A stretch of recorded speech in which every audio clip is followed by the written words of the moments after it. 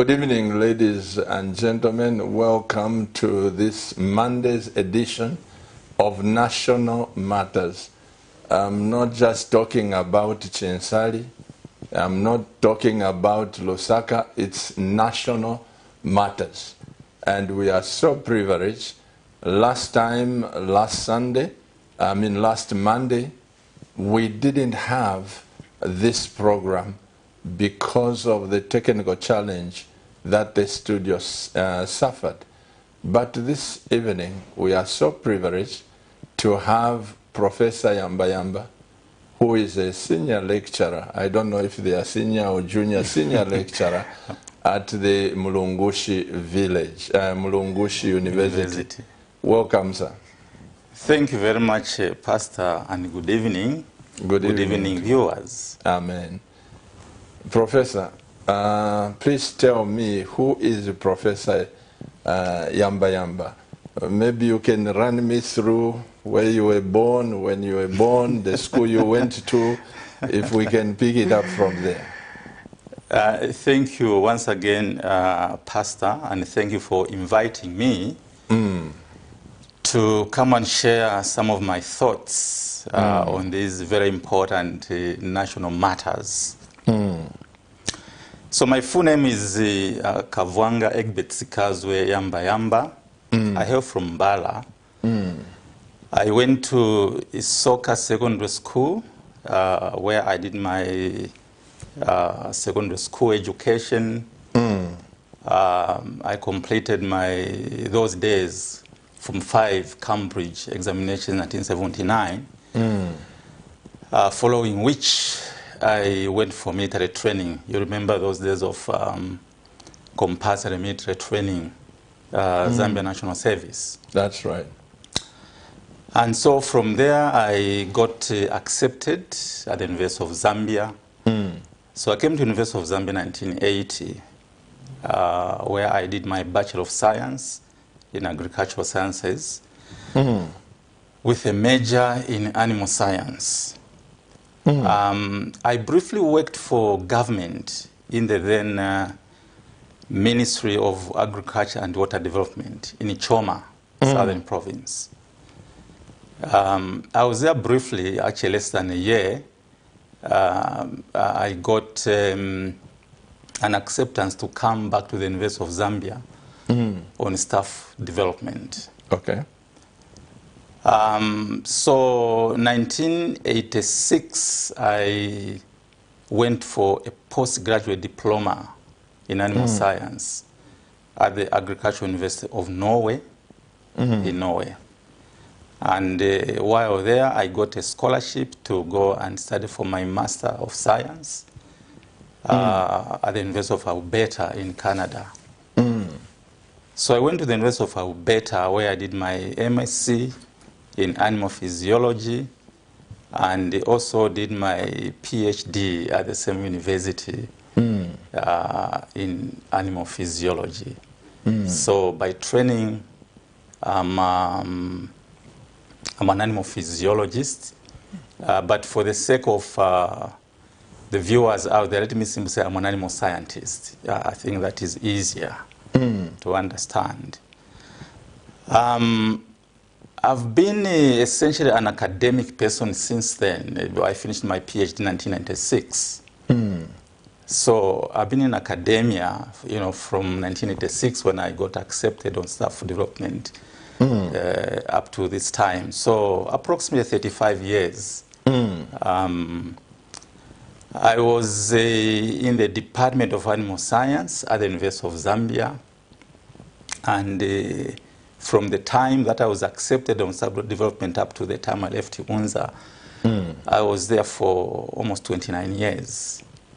And 3 of those years, I was the registrar of the University of Zambia. When I left UNZA, I briefly went to Zambian Open University, a private university. I was there for almost 1 academic year before I got a job as associate professor at Mulungushi University, where I am up to now. So I've been there for almost 5 years now. So as I mentioned, essentially I've been in academia, but I wear many other hats. Give us those hats. We need to see their colors and how they look like. Yes. So first of all, as I mentioned, I'm associate professor of animal physiology. I'm also currently the dean of the School of Agriculture and Natural Resources. Apart from that, the dean of agriculture of the school. Okay. Yeah, we've got right at Mulungushi University. Mulungushi University. Yes. Okay. And apart from that, I'm also president of the Zambia Academy of Sciences. You know, the Zambia Academy of Sciences Act was enacted just a few months ago. It's Act number 18 of 2020. I'm also president of the Agricultural Institute of Zambia, enacted by Act number 2 of 2017. I also sit on the Scientific Advisory Committee of the National Biosafety Authority. So I'm part of those. Scientific what? It's a Scientific Advisory Committee. This is a committee that advises the board of the National Biosafety Authority. National Biosafety Authority, this is the government institution which regulates the importation and exportation as well as research in the area of GMOs. I'm sure you know GMOs. When it came, it was a hot topic. To some degree, it is still a hot topic. So I sit on the scientific committee to advise, you know, when a company or an individual imports or wants to export GMO-based products, or if they want to do research. And apart from that, I'm also a member of Transparency International Zambia. I'm the immediate past vice president of the institution. And apart from that, I'm also chief executive of an organization called the Partnership Forum. Not very active right now, but it's an organization which we formed in the late 90s, I think 1999. So those are the hats that I wear, and of course I do many other things. I'm a father, I'm also a grandfather. And you've got your wife, of course. Of course, married to a beautiful wife, Monica. Yes. So I think that briefly is about myself. Now, before we dive deep into our discussion, Professor, you know English is not my language. I understand Bemba so well. Yes. And I like when certain things are put into place, I like understanding them from a deeper scientific understanding. That is to say, I know about GMOs. When they say this is GMO, what, I know it is something to do with something which Zambia should not accept or whatever. That is the products out there. Now, my shallow understanding of that term, I'm taking it, I am not the only one. There are a lot of people probably who have even gone through university. When they hear GMO, you want to bring in GMO? No. Would you just break it down? In the computer world, we like saying downloading it to my level. Yeah. What is GMO? Yeah. Okay, GMO is an abbreviation for genetically modified organisms. Yes, but what? Yeah. Yeah, sometimes a little bit difficult to break it down, but let me try. Okay, if you can't break it down. No, let me, I'm sure you will be able to understand. Yeah. In the animal bodies, in the plants, and on the living organisms, we find molecules that we call genes. Okay? These genes are the things that determine the growth, they determine the color, they determine everything about you and me are determined by the genes. Yeah, so it's a blueprint. Okay? So how protein is being manufactured, how everything else is being done is all determined by the genes. Now, in science, scientists have come to understand that, in fact, you can introduce some genes from external sources, in particular bacteria, okay, that you can insert either in a plant or in an animal to perform a certain function, whether it is for disease resistance, it is for faster growth, and so on and so on. So you can insert it. And a lot of work has been done in this area. You know, the mice, mice are always the first organism that you test anything on, okay, before you can take it to the human being, okay? So you see how the rats are responding, okay? And if you find that you, through exposure for a long time, you know, you need to determine how long you're going to expose these organisms to that particular GMO. And then you look at the effects. There are a lot of tests that you're going to carry out, and you may find that, well, in fact, there's no significant effect. There is no harm. Okay? These things are safe, but at the same time, they are helping you to achieve your goal.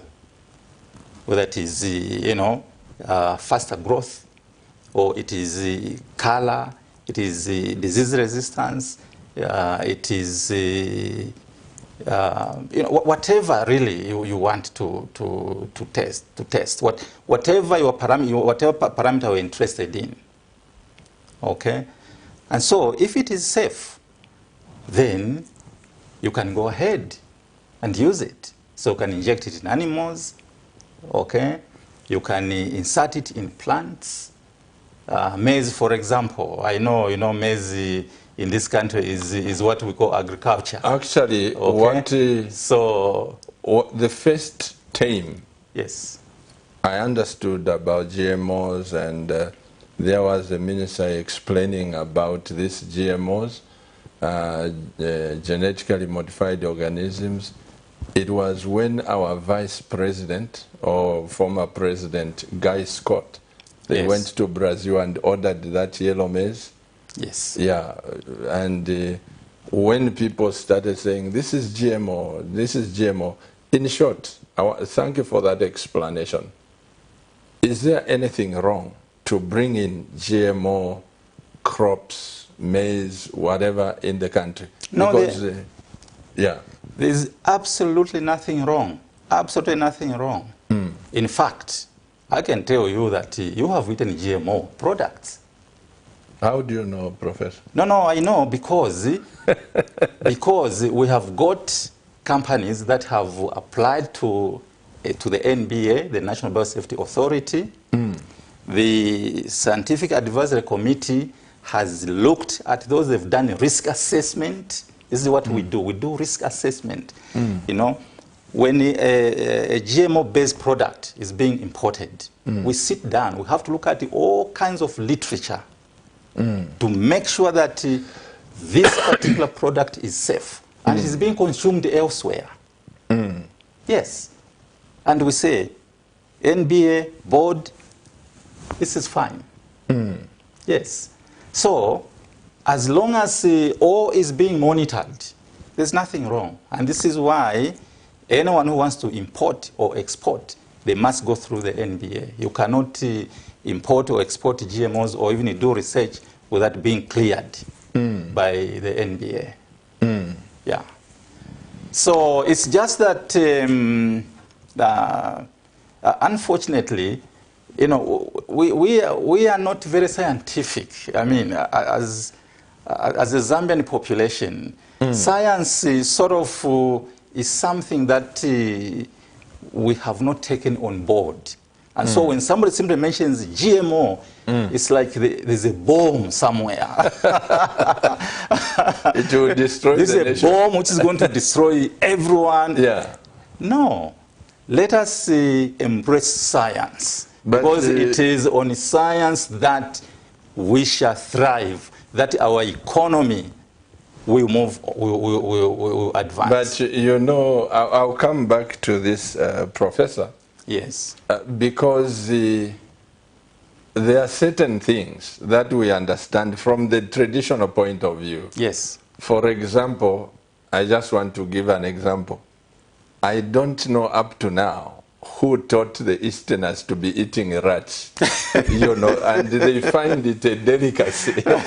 And we don't eat as members, so there is no scientific explanation what is in the mouse, what is in the like they laugh at us on monkeys and all this. So there are certain things which are very traditional, and you tend to believe them like that, you know. What I'm saying, when you say that we are not scientific, this is one problem. Yeah. Because as Zambians, most of us, we've grown up with traditions which have hindered the advancement into the scientific understanding of certain things. Yes, but Pastor, remember also, you know, our Mbuyas from Eastern, they eat those things, eh? And those from the North, they also eat other things, and so on and so on. So there are lots of foods on earth that God has provided. Okay? Now, how did we know that this is harmful, this is not harmful, and so on and so on? You see, we exposed ourselves to eating some of these things for a long period. And then we saw that nothing was harming us. By eating those foods, nothing was. If it was harmful, well, people got poisoned. I mean, I'm imagining our ancestors, where we are coming from, okay? They must have been eating certain things which in fact were poisonous. But don't you think if you eat rats, you can fall sick? No. I think, I mean, there are a lot of people who eat. But in fact, you know, when you think about it, yes. literally everything on earth, somebody somewhere eats. The Chinese, for example, yeah. Literally anything is edible. Yes, we know there are certain plants that are poisonous, and scientists have established this is poisonous. Okay? And if there are also animals that are poisonous, like snakes and others, you know, scientists again have determined. But fortunately, there is a way also of probably removing the poison so that this is no longer poisonous. Yes. I mean, cassava is a good example. There are some varieties of cassava, yeah, that actually have poison. Yeah. But through cooking, or you know, soaking in water, yeah, then you remove that poison. People have come to test all these things, and they've come to know how to deal with those poisonous, you know, foods, so that they are no longer poisonous. Professor, thank you for that help and understanding. For close to 2 years now. Yes. My wife and I, by the way, she was greeting you. Thank you very much. Great, appreciate it. My wife and I, we've been so burdened. When I say we've been so burdened, my mind kind of hit a wall in thinking. The Lord has helped my wife and I to travel around the world. And when I see what makes those big nations to be where they are, I come back to Zambia I begin to understand we have more resources than those countries. Yeah. For example, Britain, Sweden, those European countries. You cannot compare. You cannot compare the natural resources, even the land they have, to Zambia. But look at the development. Yes. What they've achieved. Yeah. And we beg money from them year Yes. after year. Yes. Every president Yes. in January, they go to queue up with a begging bowl That's right. to these superpowers. Yeah. Yeah. That thing has shocked my mind. Yeah. Is it possible that us, as Africans, we can come out of where we are to be able to compete with those people? Thank you very much for that question. A very, very important question. In fact, all of us are shocked. Exactly the way we have been shocked. I've also been shocked. And I'm sure the whole population is shocked. Those who have traveled, they've seen what is happening elsewhere. And as you rightly said, European countries, these are tiny countries with the no natural resources that we have here. In fact, when you look at even just at the continental level, Africa, I don't think there is any continent in terms of natural resources as rich as Africa. But maybe let us set some parameters first before I actually answer that question so that we understand where we are. You know, statistics are always very important for us to begin addressing certain things. Obviously, poverty levels in our country are high. And the incidence of poverty by province is as follows. Okay? Lusaka province has the least incidence. It stands at 20%. These are 2015 figures okay, from the former CSO, Central Statistical Office, which is now Zambia Statistics Agency, ZAMSTATS. Okay? We do not have new figures other than those of 2015, so we are still using those as you know, the situation in the country. Things may have changed along the way because 2015 is about 5-6 years. But I think the figures that I'm giving, you know, still reflect the situation on the ground. Even if things may have changed, maybe upwards or downwards, I don't know, but still reflect what is on the ground. So 20%, Lusaka province. Incidence of poverty is in Copper Belt, on the Copper Belt province, is stands at about 31%, it's 30.8%. And then followed by Central Province, which is at 56.2%.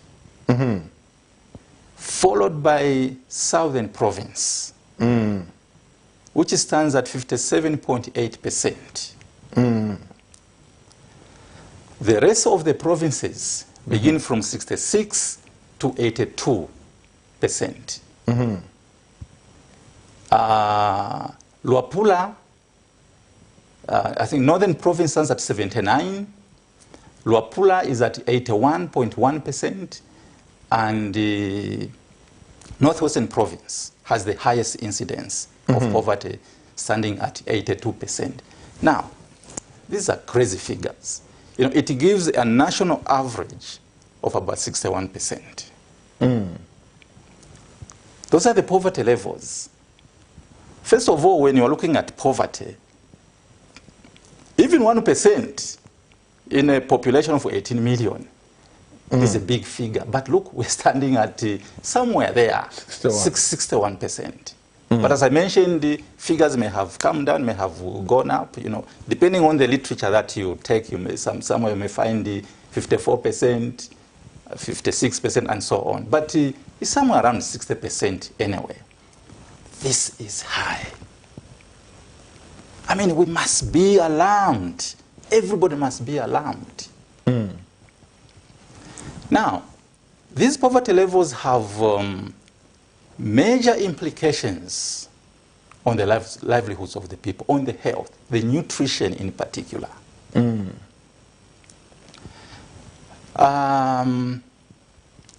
If you take consumption of milk, let's take per capita, milk consumption per capita, so meaning how much milk does an individual consume per annum. The World Health Organization recommends that an individual should take 200 liters. 200 liters. 200 liters of milk per annum. Currently in Zambia, we are at about 24 liters per annum. That is, if you spread all the milk that we produce in this country, you spread it across the whole population, you will only drink 24 liters the whole year. I'll drink 24 liters the whole year, and everybody else. Instead of 200 liters. Instead of 200 liters. Okay? So the question is, where are the other 76 liters? I mean, 176 liters. Okay. And meat consumption is very low as well. In this country, we're only somewhere around 3 kg. You and I only consume about 3 kg of meat the whole year. Now, these are not very good figures. But the implication now, as I mentioned earlier, is now on the actual health of an individual. The growth is affected because of lack of important nutrients. If you take the under 5 population, 45%, these are the figures that we have. 40 to 45% of the under 5s are stunted due to malnutrition. Remember, I've talked about consumption of milk being very low, meat being very low, and of course, many other things that provide important nutrients. So we have 45, so close to half of the under 5s are stunted. And of course, you can translate that into the population, the whole population. Because when one is stunted, when they are at that level, it means they grow stunted for the rest of their life. So meaning that the Zambian population, about half of us, close to half of us, we are stunted. We must be alarmed. I remember 2016 December, I was listening to news, and the then Minister of Health made a ministerial statement in Parliament. 45% of the under 5 population is stunted, and 15% of those also have impaired brain development. That was a ministerial statement. Now, I wonder, was anybody alarmed by that? First of all, the House itself, where he was making this ministerial statement, was the House alarmed? No. Was the Zambian population alarmed? No, it was just a ministerial statement. But how do you really keep 45% of your population stunted? You know, this has a lot of implications. And I would like, the public out there to understand these things clearly. Other than that, we have important micronutrients that are inadequate in the under 5s, and meaning that even in the entire population.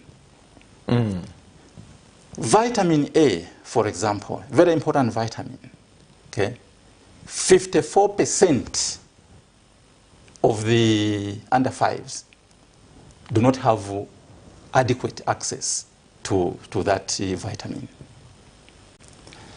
Iron, 53% of the under 5s are deficient in iron, and so there is anemia. And there are many other important nutrients that our population is lacking. Okay?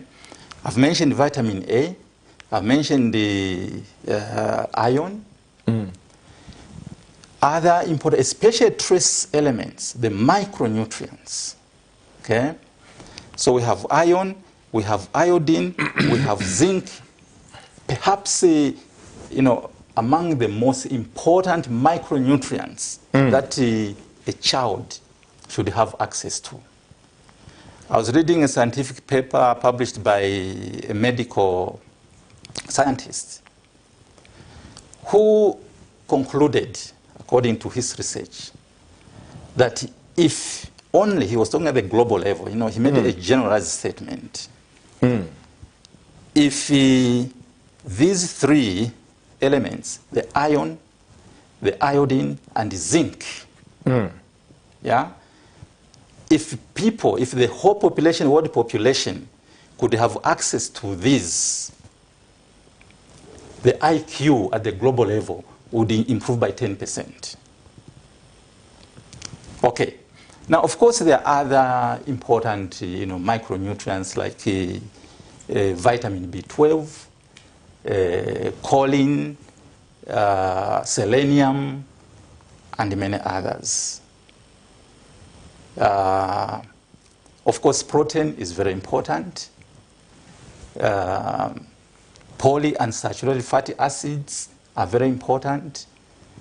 So, these are things that we derive from the food that we eat. Okay? So, if we are not deriving these things in adequate amounts, then we have a problem with the population. Now, I'm still coming to the question that you posed. Yeah. I just thought that I should give some of these statistics so that we all appreciate where we are and how we can deal. But before you leave that, yes, does the inadequacy in those things affect a pregnant mother? And if so, do the children also get affected? Oh, absolutely. Absolutely. Yes. Thank you, Pastor, for that question. There are 9 very critical nutrients that are important in the growth and the development of the child.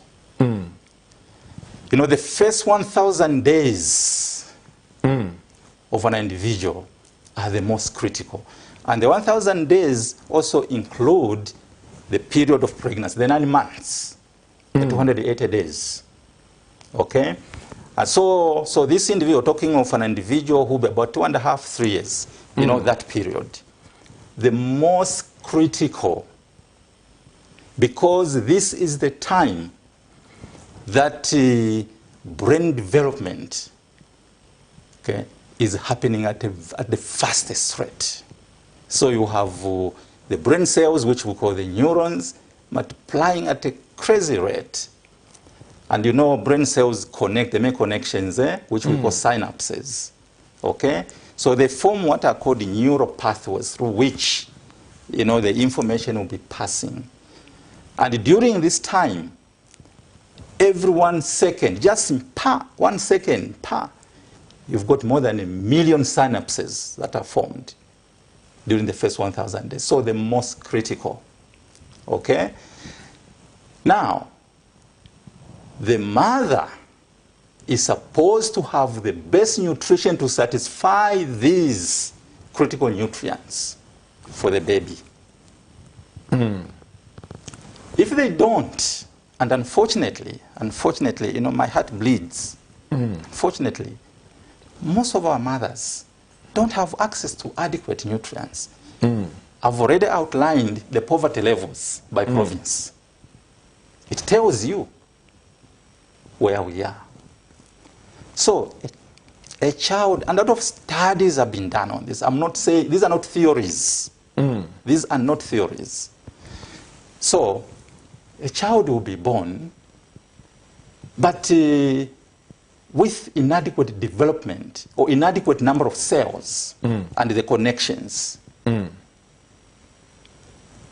This has implications on the performance of this child when they grow up. And unfortunately, for now, once this is missed during this time, it's for the rest of life. Between the 1,000 days. Let me say, you know, the period up to, you know, the under 5 period. Under 5. Yeah.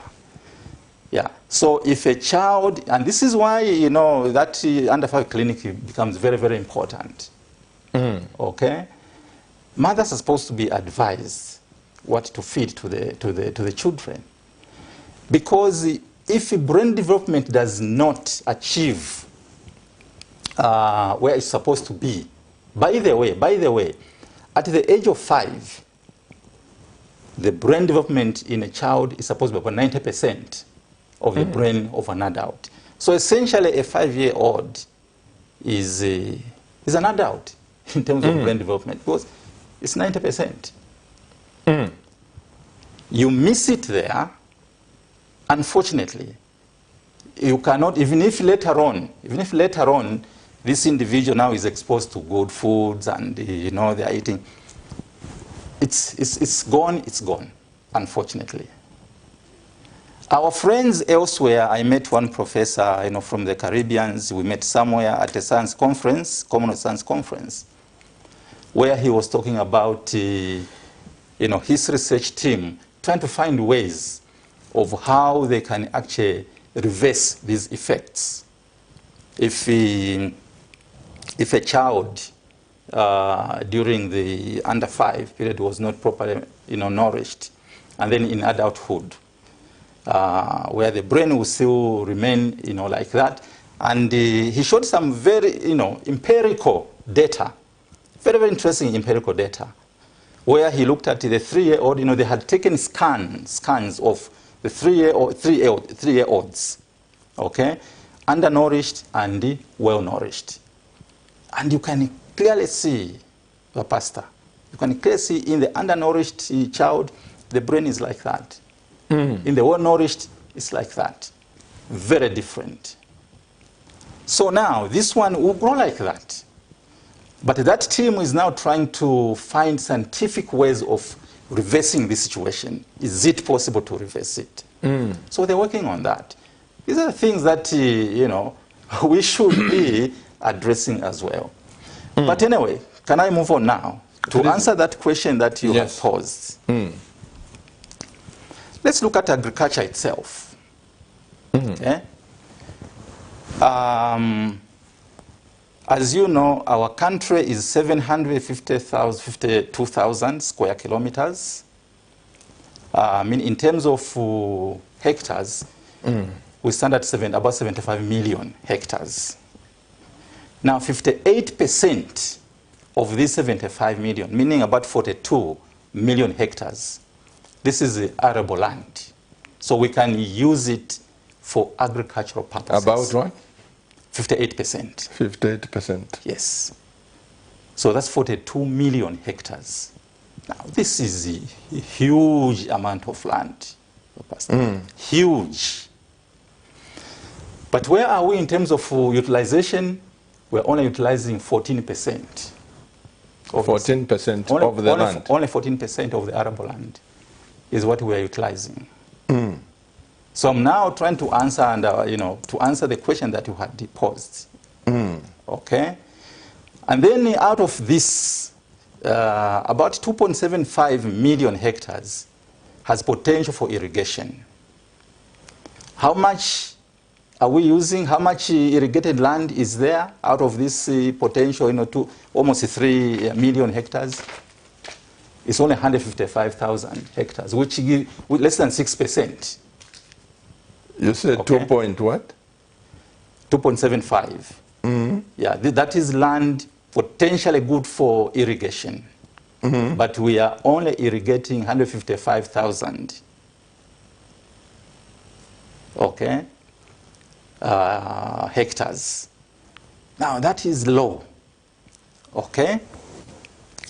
And then, you know, annually we receive 160 billion cubic meters of water from the rains. 100?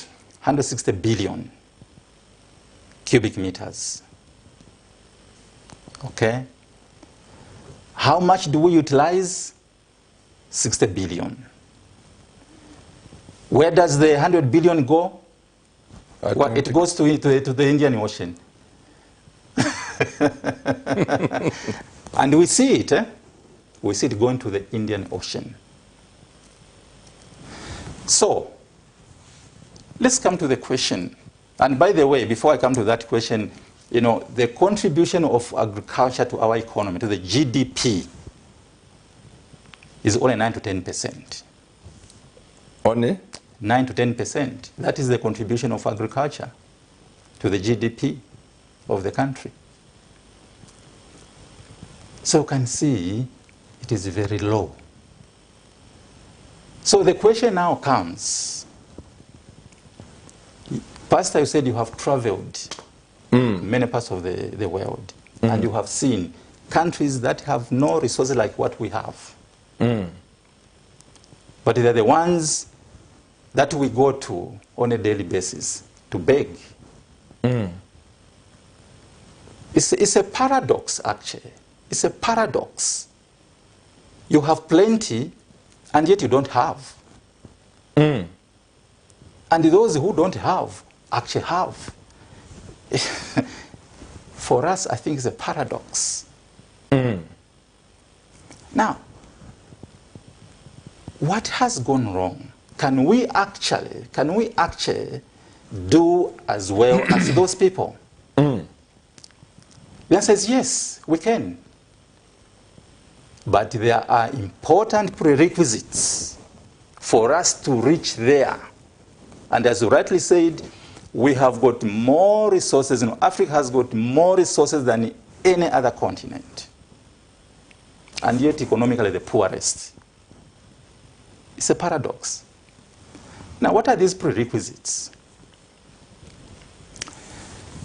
Pastor, the most important thing that we as a country have not done, especially in the area of agriculture,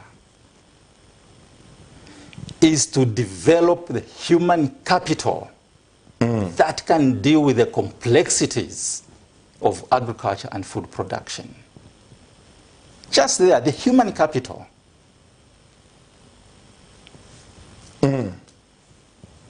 The human resource that we have currently, the farmers and the other people, you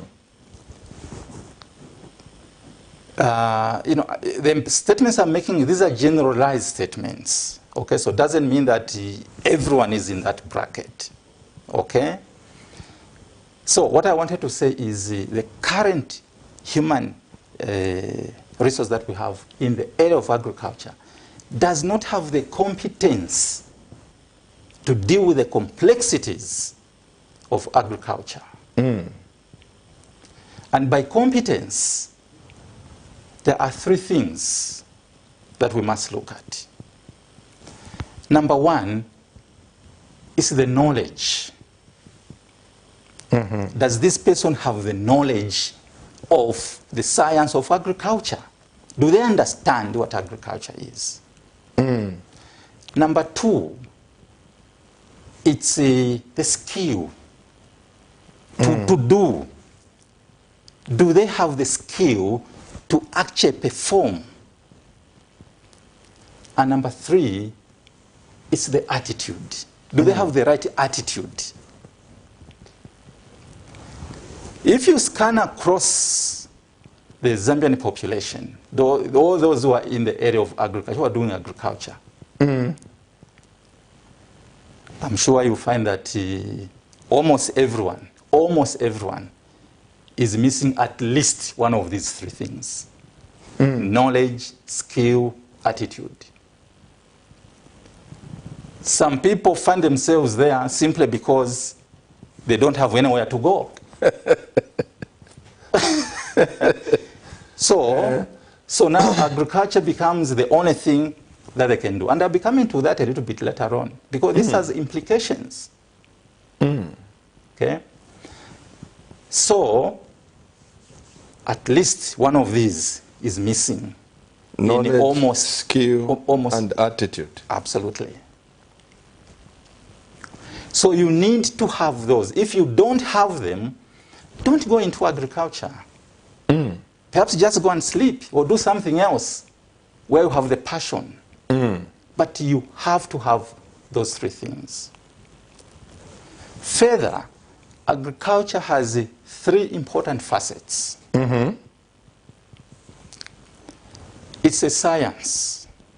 And a very complex science, by the way. A very, very complex science. So, and that's why I said that the knowledge, one needs to appreciate the science of agriculture. Okay? Number two, it's a profession.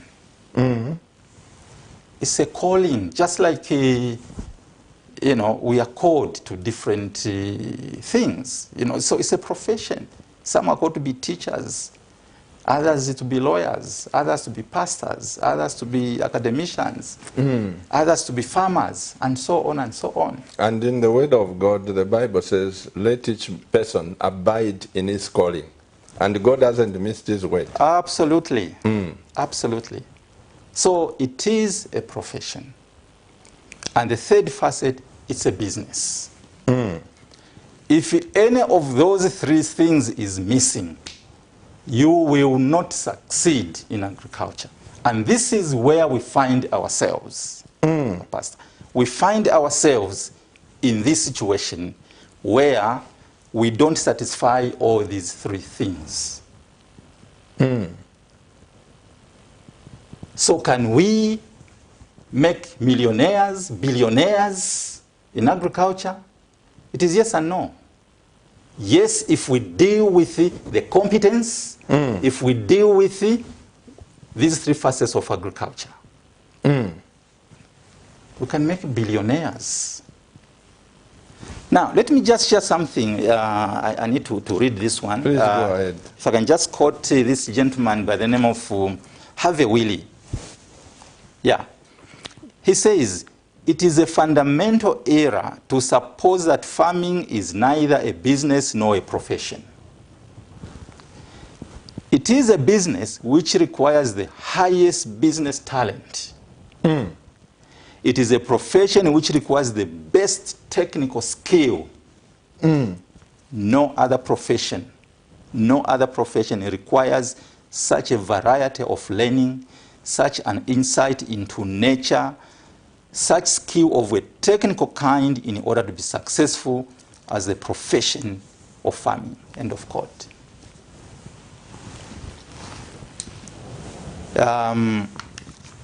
Much of the agriculture that we have, that we practice in this country, is traditional.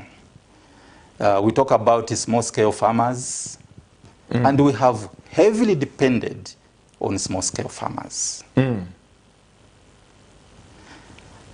I'm not saying that there's anything wrong even in supporting the small-scale farmers. Because as a nation, as government, yes, you have a responsibility to ensure that your people don't die.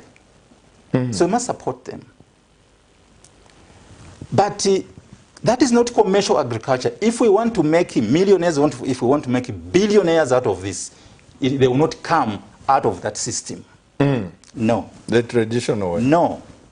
They will not. And I mean, I speak authoritatively here because I'm in that area. I know what is on the ground. So we have to, first of all, satisfy the competence attributes and these facets, the three facets of agriculture. Now, what this means is that we must invest in agriculture proper, where the young people, particularly the young people, you see, currently, there are a lot of young people who are out there doing, they're not doing anything positive. But what do we tell them? We say, go and do agriculture. No, they cannot. I think we're being very unfair. to these young people. We are being very unfair. So we need to build a young population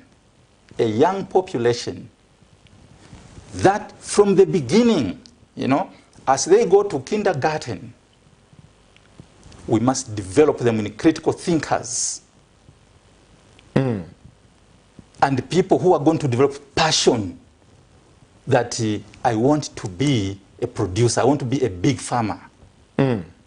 This is my passion. This is what I want to do. As it is right now, if any child in class says, me, I want to become a farmer, everybody will laugh at him. That is what is currently there. Because agriculture is viewed as poverty, yeah, dirty, and so on and so on. So would you say, Professor, that, sorry to take you back, what you have said, that science, agriculture is a science, a profession, and it's a business? Yes. Professor Redder keeps on saying, you know, he's an authority. He keeps on saying, what others can grow and harvest from 1 hectare, I can grow the same things, but I'll harvest the produce which would go to 3 hectares because of what you're saying, the science. Absolutely, Pastor, that is absolutely right. In fact, let me take our own traditional staple food, maize. According to science, in 1 hectare, given the current seed technology that is on the market, and if you follow all the agronomic practices, everything, you know, perfectly well, you used to be able to produce 38 tons in a hectare. Say that again. Okay, 38 tons, according to science. Is that practical? Okay, currently we have not reached there. I'm talking about now, some of the, you know, in science, sometimes there are models that we use to make some predictions. Okay? But eventually we'll reach there. Okay.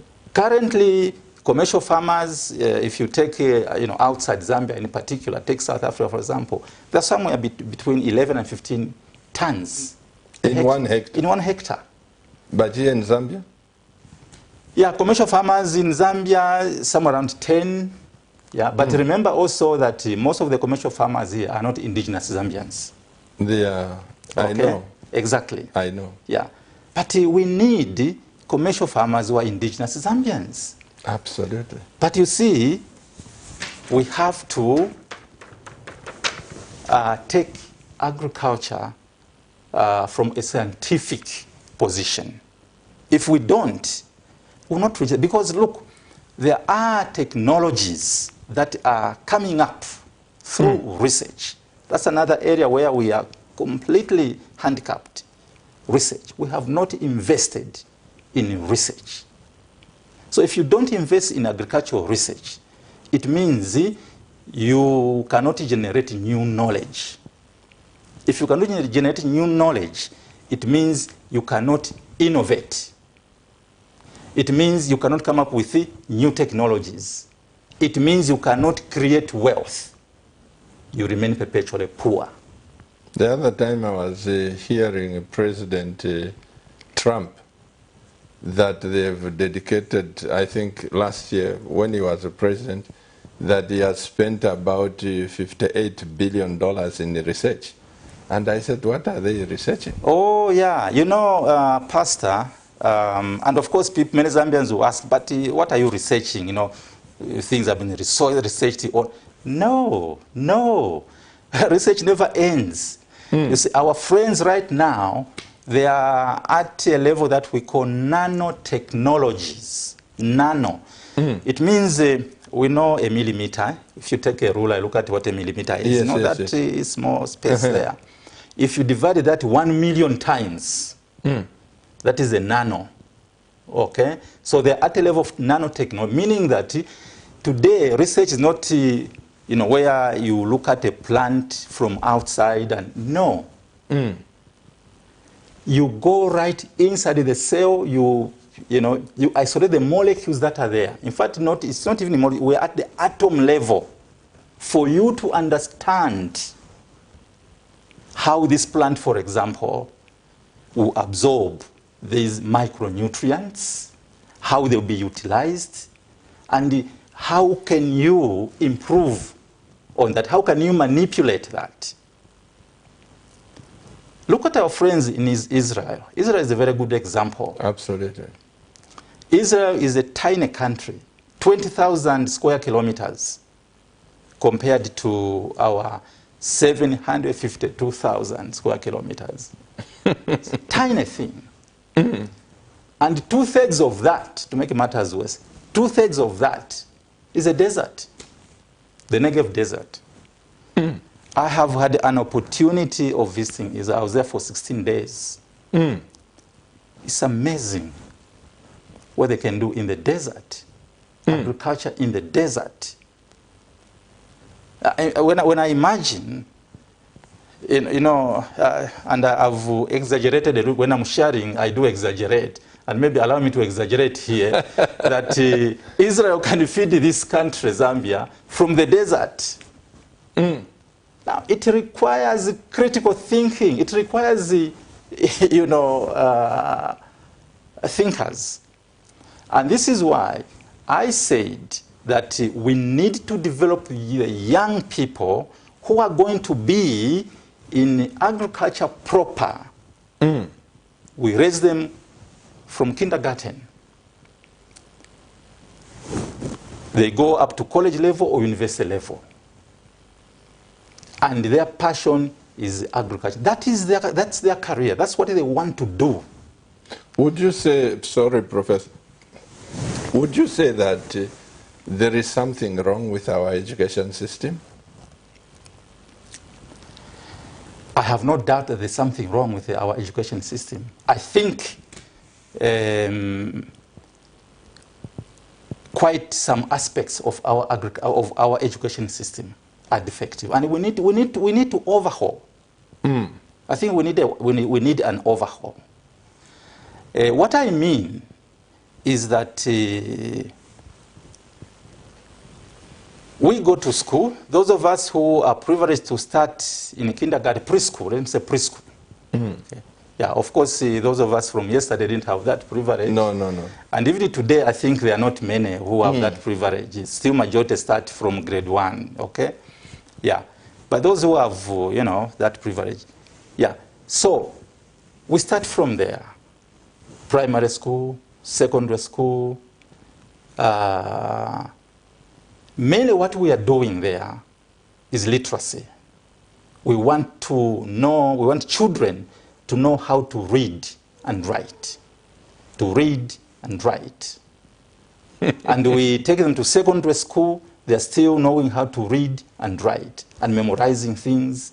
And the same carries on to university and colleges. In the end, we have a graduate, a university graduate or a college graduate who can only look for a job. Because that's the system that they have passed through. The only thing they can do is to look for a job. They cannot create one. So it means something is lacking.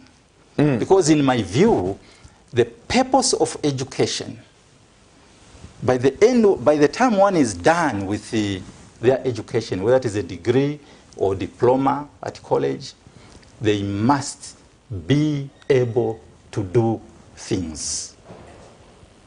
Remember those 3 things? Okay? The knowledge, skill, and the attitude. They must have these 3 things.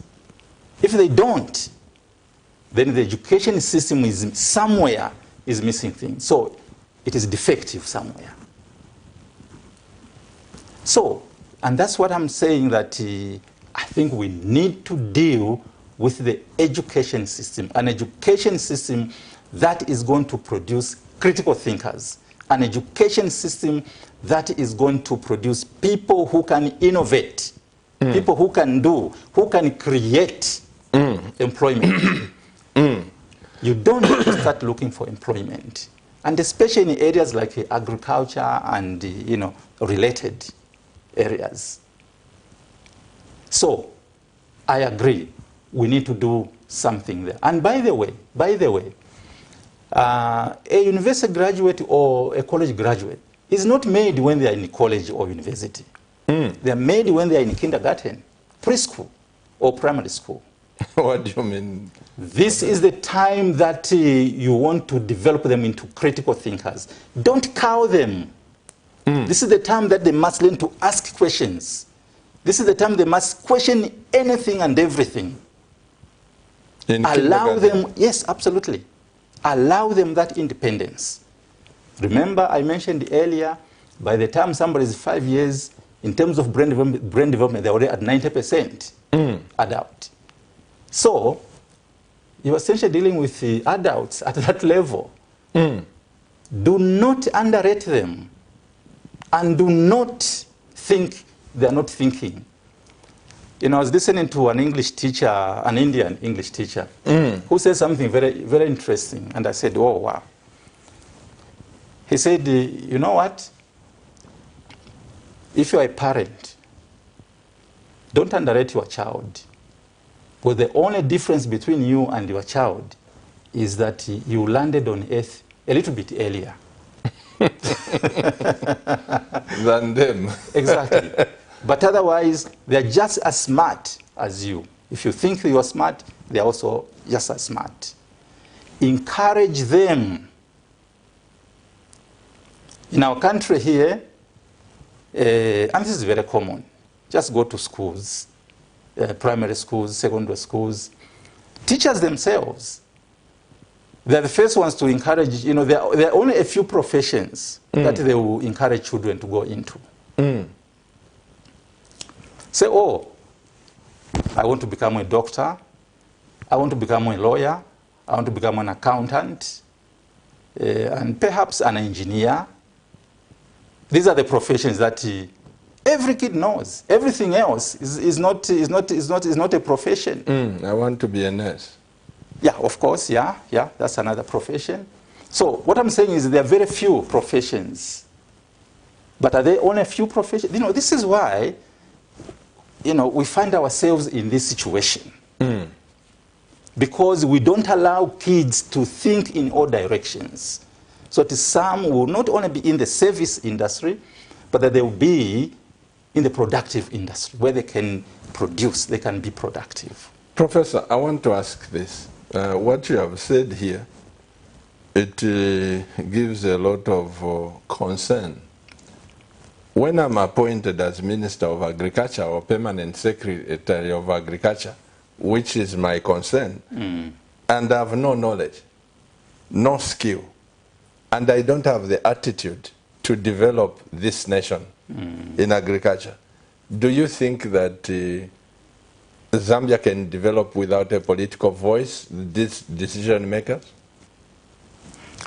Okay, first of all, politicians are mainly policymakers. They are not technocrats.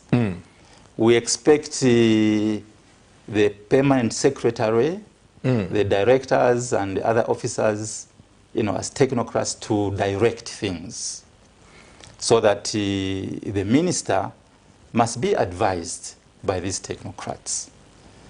But of course, the downside of our situation is that agriculture has been politicized to an extent where even the technocrats, I think, have, in a way, followed suit. I mean, it's very political. And the unfortunate thing is that when we talk about agriculture, we're talking about maize and fishing. No. We need to widen the scope. For many, many years, we have been talking about diversifying the economy. Pastor, we all know this. In fact, it starts from the UNIP era, President Kaunda. We've been talking about diversifying the economy because the minerals, copper and other minerals, they are wasting assets. Land is not a wasting asset. So, so we can use it and reuse it. And today, our friends, they also talk of circular economy, where nothing goes to waste. You can keep recycling things. Okay? So, we need to take politics off agriculture. If we put politics there, then agriculture does not become agriculture. It becomes something else. And this is why I said earlier on that we must, and I'm not even saying, by the way, I'm not even saying that FISIP should end. No. The only thing is it is a cost. But it's okay. Government has a responsibility to ensure that its people, don't die from hunger and so on.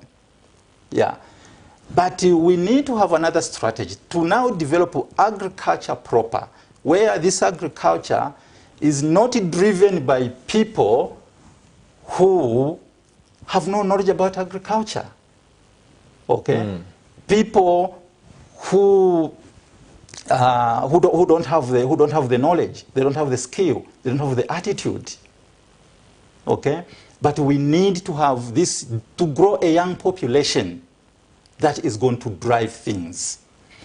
You don't go into agriculture because you have failed to do other things. You don't go into agriculture because now you have retired, you've done everything on earth, now let me do agriculture. You don't.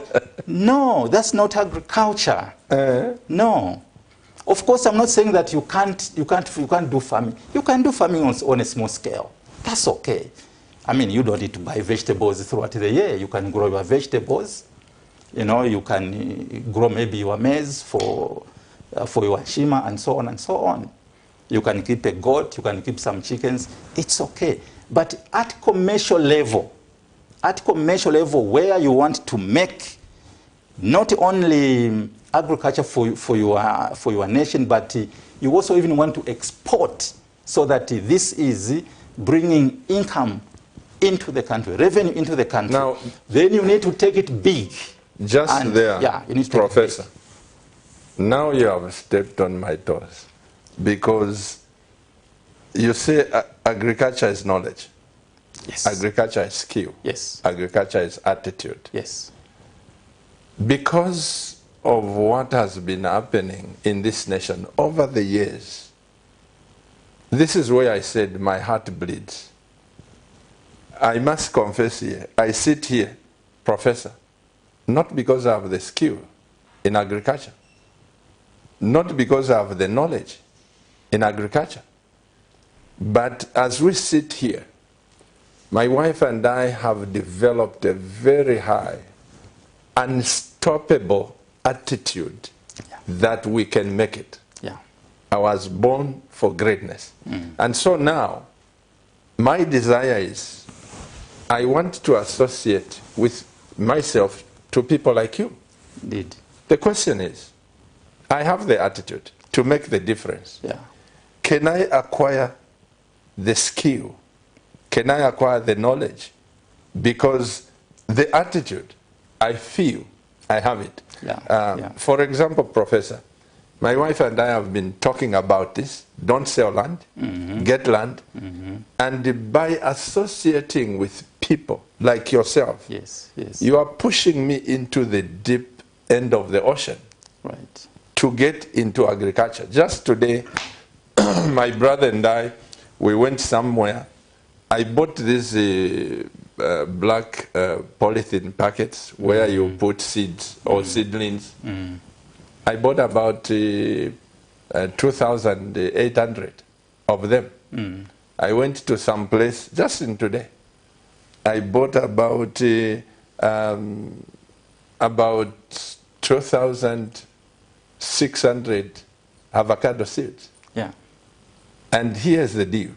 I have said, Professor, that I must grow 1 to 2 million avocados, mangoes, what? So in other words, yes, I'm preaching.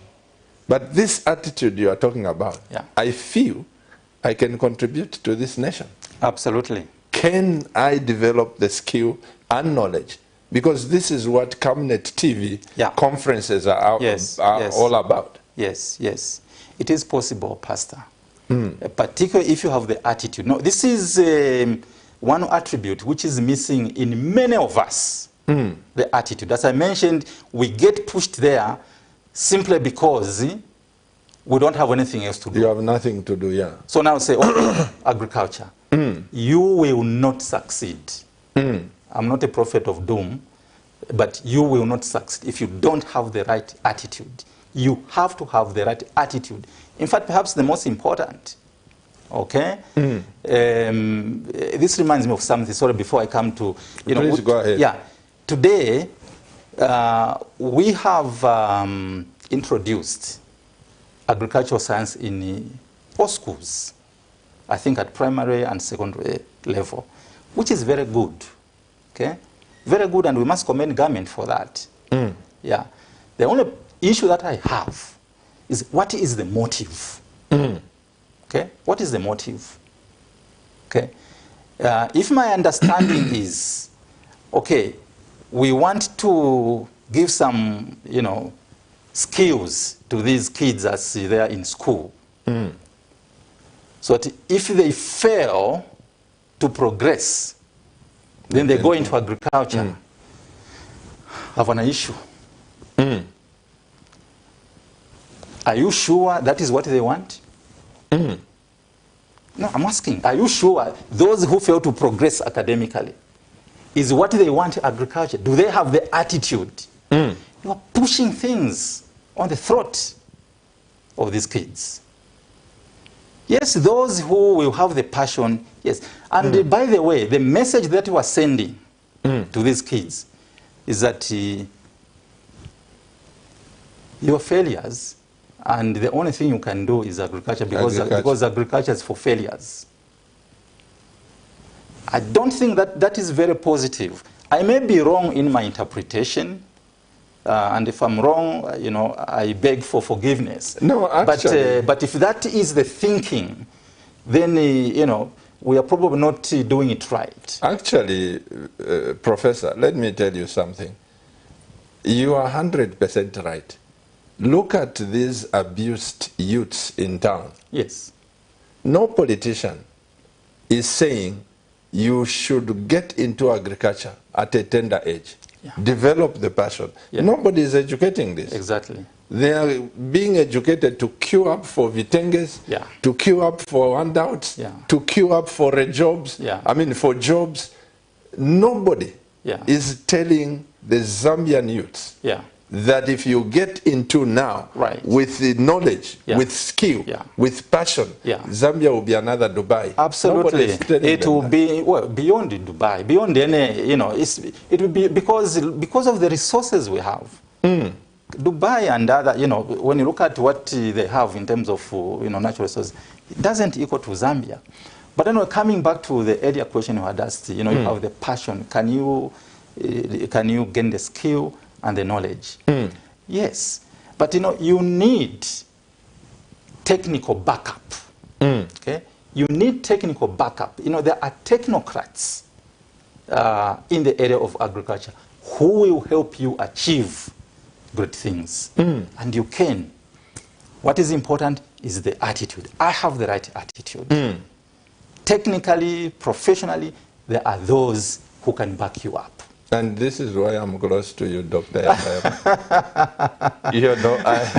One of the things that I tell people is that I fear to fail. So it doesn't feel right. So this is why I'm close to people like you. Thank you. I have developed the attitude. Yes. That I was born for greatness. Absolutely. But when it comes to this, I need you near me. Absolutely. Yeah. Absolutely. And that is important. Because, we need bumper harvests, not only in maize. Because today, when you say, we had a bumper harvest, you don't need to specify which crop. Everybody knows it is maize. No, maize is not equal to agriculture. And maize is not equal to good nutrition. The only thing you are getting from maize, please, my fellow Zambians, is starch, which is a carbohydrate for energy. That's all. What about protein? What about vitamins? What about minerals? What about water? All these are critically important. Critically important for your health. You know, the first thing in our bodies, the first thing that must be nourished are the cells. The cells? Yes. Because that's the operating unit in our bodies. And you can't nourish them with Nshima? Well, the only thing that they will get is energy. But what about in terms of their actual operation, many other things? You are denying them. And in particular, the brain development, but also physically. And there are a lot of studies that have. So let's have bumper harvest of not only the Nshima, you know, the maize. Let's have bumper harvest of beans. Let's have a bumper harvest of soya beans, bumper harvest of groundnuts, of anything, avocados, oranges, vegetables. Let's have bumper harvest of all these things. Yeah. And not only in crops, but some of us are animal scientists. Let's also have bumper harvest of meat, if there's such a thing. Let's have bumper harvest of milk, if there's such a thing. Look, at traditional level, today, a traditional farmer from their cow, they're producing, 5 liters of milk per animal per day. And yet elsewhere, including Israel, a desert, one animal is giving 50 liters per day. One animal? Yes, of course. I mean, the animals that even give beyond that. And that's a desert? Of course. Israel is a desert. So, and science is at play here. Science is at play. We must invest in there. We have no choice. Investing in science and technology is not a choice. It's a necessity. If we must advance from where we are to the next level, we have no choice, unfortunately, but to invest in there so that we can move at the same level with everyone else. But remember, going back to kindergarten, we must begin from there. Yes, but we must begin from there. Professor, on Friday, you knew we had a conference here. Yes. Agriculture. Can we develop millionaires and billionaires in agriculture? And we had your fellow professors. This knowledge you are talking about, do you know that almost everyone who attended this conference, they've gone into serious and critical thinking that we can change this nation? Absolutely. Because most of us don't have knowledge. Absolutely. We don't know, Professor, what agriculture is. Like you said, agriculture is science, which we haven't combined. Right. It is a profession. Yes. Which we haven't. Somebody may condemn me, but you are a pastor. Why are you taking up this profession of agriculture? It's lack of knowledge, like you said. But the business aspect, I think this also, Professor, it is something that has killed this nation. We have no business mentality at all through agriculture. You are very right. You are very right. But you see, Pastor, it all begins from kindergarten. It all begins from there. Okay? We do not prepare kids adequately. You see, currently the system that we have, the education system that we have, is teacher-centered. So it's sort of a linear system where information is flowing from me. I'm a professor, so I know everything. The learner doesn't know. So I must offload what I know to the learner so that then the learner starts absorbing those things, and then I expect them to do great things. No, it doesn't work like that. No.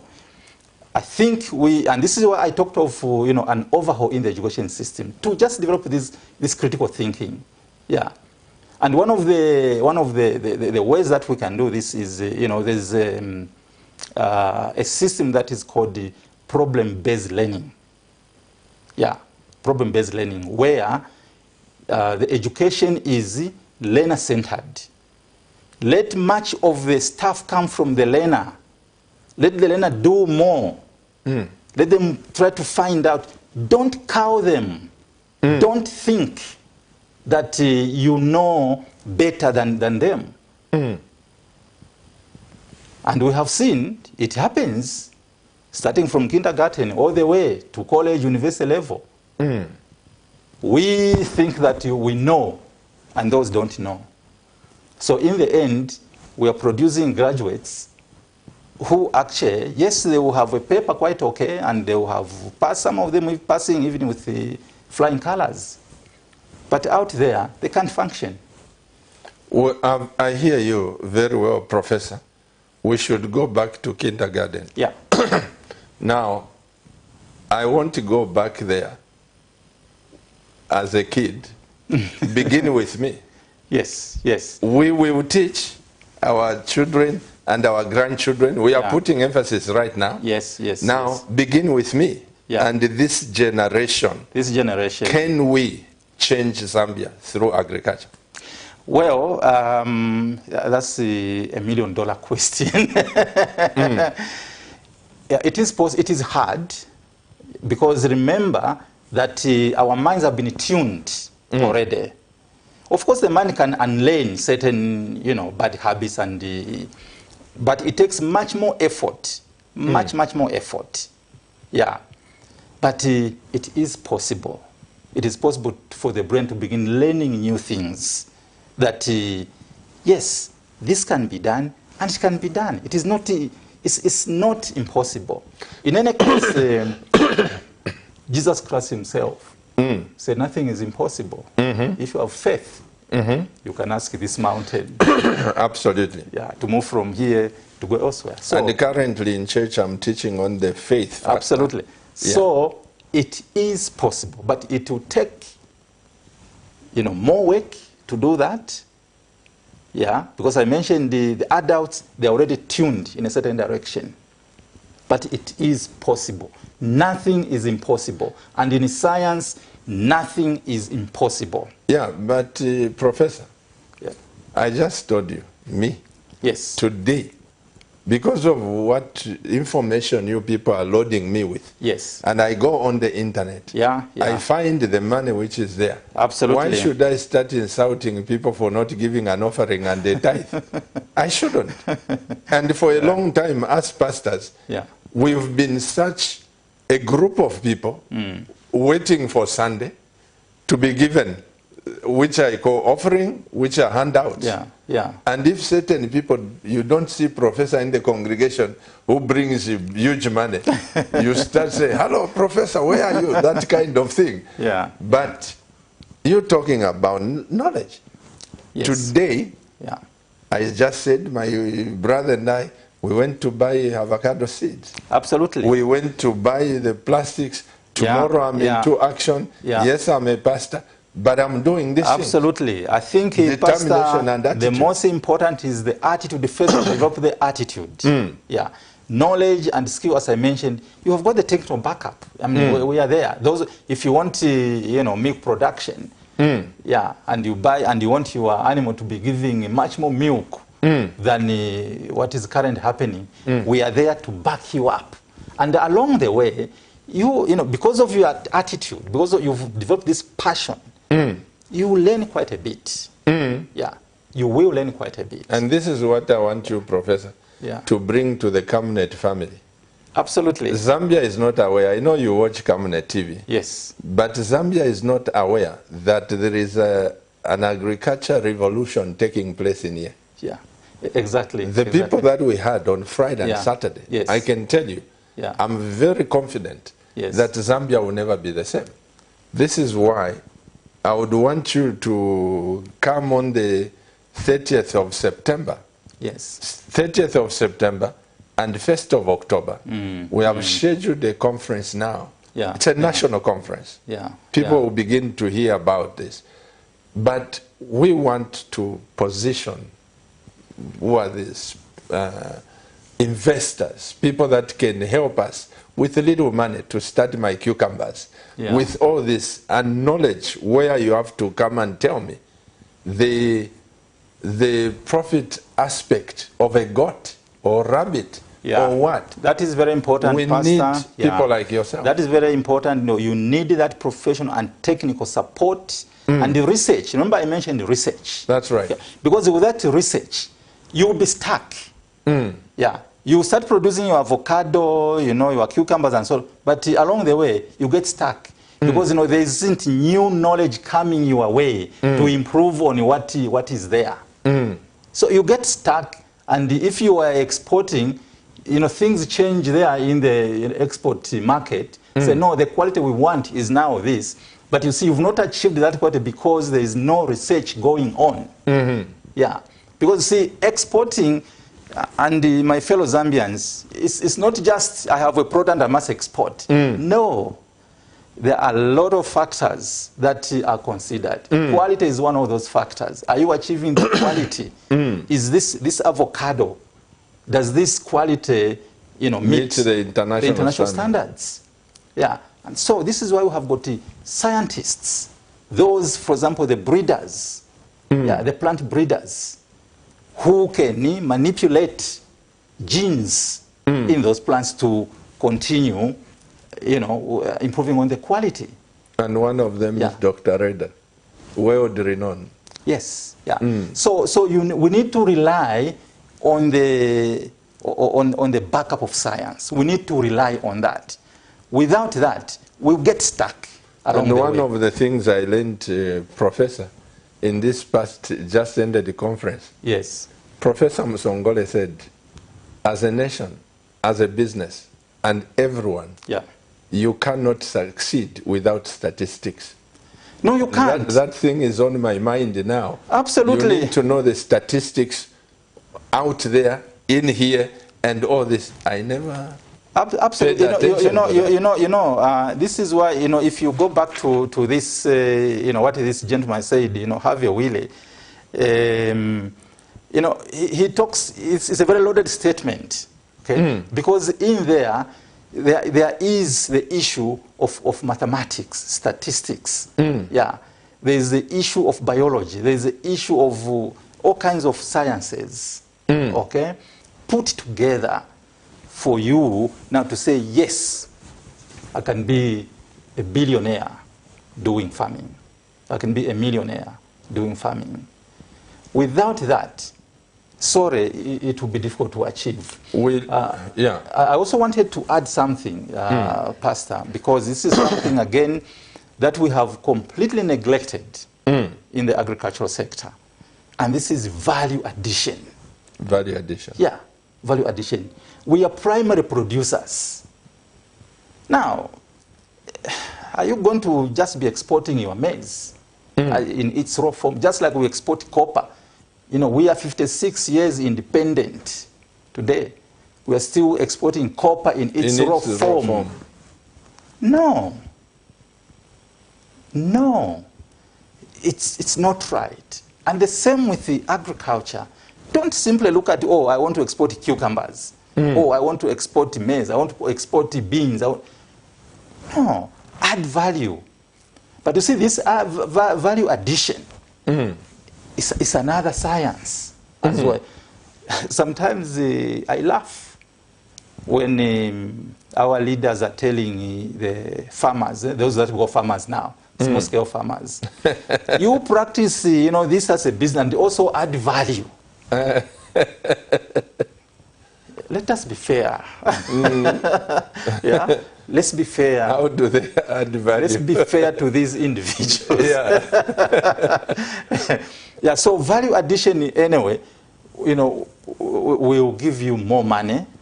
Yeah, because you're now exporting something, a product which has value. Yeah, in its raw form, it has very little value. Yeah, we may think that no. Look, the copper price now today is very high, you know, on the international market, or gold, you know. Okay, that is okay. And you export and you get revenue. But then tomorrow, you'll be buying the same products made from your own copper at a higher price. You'll be importing them here. And it's the same with agricultural products. It's the same. You export your oranges, tomorrow you will be getting, you know, nice products made from oranges and avocados, some nice drinks or wine or whatever. You are importing them now. I think, Professor, somebody said if you can't feel pain of where you are, you won't move. If you cannot say here, this is not my level, you can't move. You know? Exactly. And this is where Zambia has been. Exactly. I don't understand why Zambia should be, up to now, importing carrots from South Africa. And they come in trucks. Absolutely. No, I met a big truck some years back. Yes. At Chirundu. Yes. Full of nothing but carrots. Yeah. Packed and everything. You mean tomatoes coming from there? Yes. And like Honorable Sichinga was giving statistics as former Minister of Commerce, we are importing 75,000 tons of fish from China. Absolutely. Per year. How? Yeah. And you say the economy is not doing well. You mean we can't grow fish here? We can, but, and I'll keep going back, you need a technical backup. Again here, you know, right now, government is promoting aquaculture. Very good. And again, we commend government for that. But there's something missing from a professional point of view. The scientific technical backup. Because you need researchers, to give support to these small scale or even commercial farmers who are into fish production. You know, aquaculture is not simply digging a pond and throwing fish in there. And you put the finger in. No, it doesn't work like that. It does not work like that. It's just like, you know, milk production. It's not simply getting cows and, you know, let them feed there and then you get your milk. No, it doesn't work like that. So you need the scientific technical backup. Minus that, sorry, Pastor, will not achieve. Two things. We need that. Two things. Yeah. Professor, we have to take some phone calls now, because I know the Cabinet family would like to ask you some questions. Two things. Yes. One, I blame the politicians. Sometimes politicians, they don't involve you technocrats. They don't involve you who are learned. Because surely there is no nation that can develop with cadres. There is, how I would want to be a minister of fisheries and agriculture, but what do I know? You know, so between you and me, if somebody is appointing, you are the best choice. Not because I can preach a good sermon, you know, not because we come from Kumawa with somebody who is in power. That should come to an end. So mostly politicians tend to be scared of you technocrats. And also, you technocrats, you are scared. We are scared. Some of the most cowards I've seen on earth are educated people. Well, Pastor, I mean, I cannot agree with you more, you know. You know, that's the situation. Yeah. But, you know, the agricultural sector, and of course, I'm using agriculture in the generic sense, which includes everything, okay, including animals and fish and so on. This is probably the most abused sector. What I mean is, it's one sector where... Mr. Director, please, without going on a break, open the lines, let's do it differently. Yeah. Just open the lines, let the people start contributing. Yeah. Yes, go ahead. It's where probably everyone thinks that they can do it. Yeah, this is the only sector that everybody thinks they can get into agriculture and succeed. But you know those three things, Pastor, I keep referring to those. If you are missing Knowledge, one of skill, those, and attitude. if you are missing one of those, just go and sleep. Or go or do something else. If you are not willing, you may have the right attitude, like in your case, you can now begin learning the skill and the knowledge. Okay?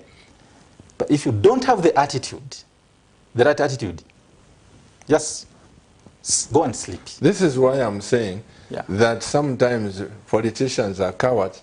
They don't involve you people who are technocrats. Because I don't understand the few months, Professor, that I'm chatting with you people. Yes. I am now beginning to feel like I'm a professor as well. Yes, you because you are impacting knowledge in me. Yes. You are telling me, Pastor, these are the prophets that you get there. But before you do that, don't plant the cucumbers without going to cucumber consultant. Absolutely. Consult him. Absolutely. If you do it right, you make money. Absolutely. If you don't, you follow your grandfather's way. Absolutely. You talked about tomatoes, carrots being imported from South Africa. Here is now the issue of quality. Yeah. Give a small-scale farmer, go and plant carrots. And then at the end of the season, he brings you carrots. Look at the quality of those carrots. It's not good enough. No. Because they didn't apply any science. You know, it's like, you know, the way we deal with agriculture in this country. I always say, I plant, you know, I put a seed, whatever seed it is, whether it is an avocado, or, I say, my Lord, I've put a seed in the ground. Please do the rest. Let's pick up this call, Professor. No. Hello, good evening. Good evening to you, Pastor. Good evening, sir. What's your name and where are you calling us from? It is your name, Mr. Kabwe, calling from Choma. Mr. Kabwe? Yes, calling from Choma. Mr. Kabwe, please go ahead and speak to the nation. Thank you, Pastor. Good evening, Professor. Good evening, Mr. Kabwe. Thank you. Yes, Professor, my heart is beating. With your explanation, it is, I wonder why we have youth that are loitering. Now, my point this evening is that let's also, Professor, we also discuss the issue of to be flexible in terms of acquiring land. Because when something is asked for a piece of land, there are more questions as compared to a Chinese. We may not have the money, but if we have the attitude and the interest, I think my main concern is the issue of being flexible, for them to be flexible when giving us land, be it state or tradition. I want also to thank Pastor Chiruma for a very clear advocate of saying, let's go and get land. I wonder other pastors from various churches, why are they not advocating for that? So that we eliminate poverty and the dependence on politicians. We have the same rights day and night. Thank you very much, Pastor. God bless you. God bless you, Mr. Kabwe. Thank you for calling. Let me just speak. You talk about those other issues he raised. Yes. I want to talk about land acquisition. You know, by the special grace of God, my wife and I, and the team we are working with, and some chiefs, even Friday, Saturday, we said to the people who attended, if you don't have land, let's work together. Because I believe, Professor, no matter how proud we can be, Zambia is for the Zambians. Yes. Foreigners are coming, getting big chunks of land, and we are looking at this. And if we are not careful, in the future, there can be some insurrection where Right. people start beating up foreigners to repossess that, because that's our inheritance. Yeah. You know, I'm just saying this. Yeah. I'm not Yeah. advocating, but I'm saying every Zambian should get land, because that's where it begins from. And we are, as Camnet TV and the team that we are working with, where we can, we are helping to get the land. And I keep on telling the people, keep watching Camnet TV, because there is something that we have put in place for Zambians to begin acquiring land. Yeah, yeah. It is not, Yeah. it is not good that you let your own nationals loitering like that. The youths, I look at the youths today, Yeah, yeah. we yeah. are wasting human resources. Very true. Yeah. Pastor, you are right. I think every Zambian has, it must be right to own a piece of land. Whatever they are going to use the land for, as long as there is productivity, the mistake that we should not make is acquire land and use it for agriculture. Because not everyone has the passion for agriculture. For agriculture, yeah. Yeah, let's not make that mistake, because somehow we tend to think that everybody who has land, it must be used for agricultural Let's purposes. pick up this, you go through. Hello, good evening. Good evening, Dr. Chiluba and the professor. Good evening. Good thank evening, you. sir. What's your name and where you're calling us from? My name is Manjomba Jonathan. Jonathan Manjomba. Yes. Calling from? Calling you from the northwestern Lunga. Please go ahead and speak to the nation.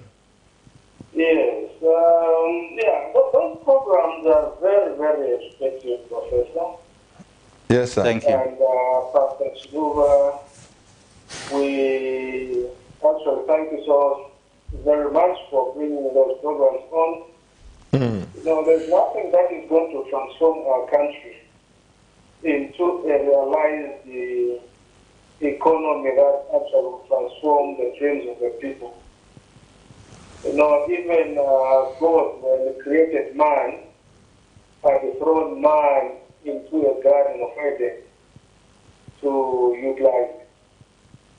So even now, I'm sure with what we're doing, if the Zambians actually will engage into meaningful agriculture systems, then we are going to be a different nation to admire by all countries in the world.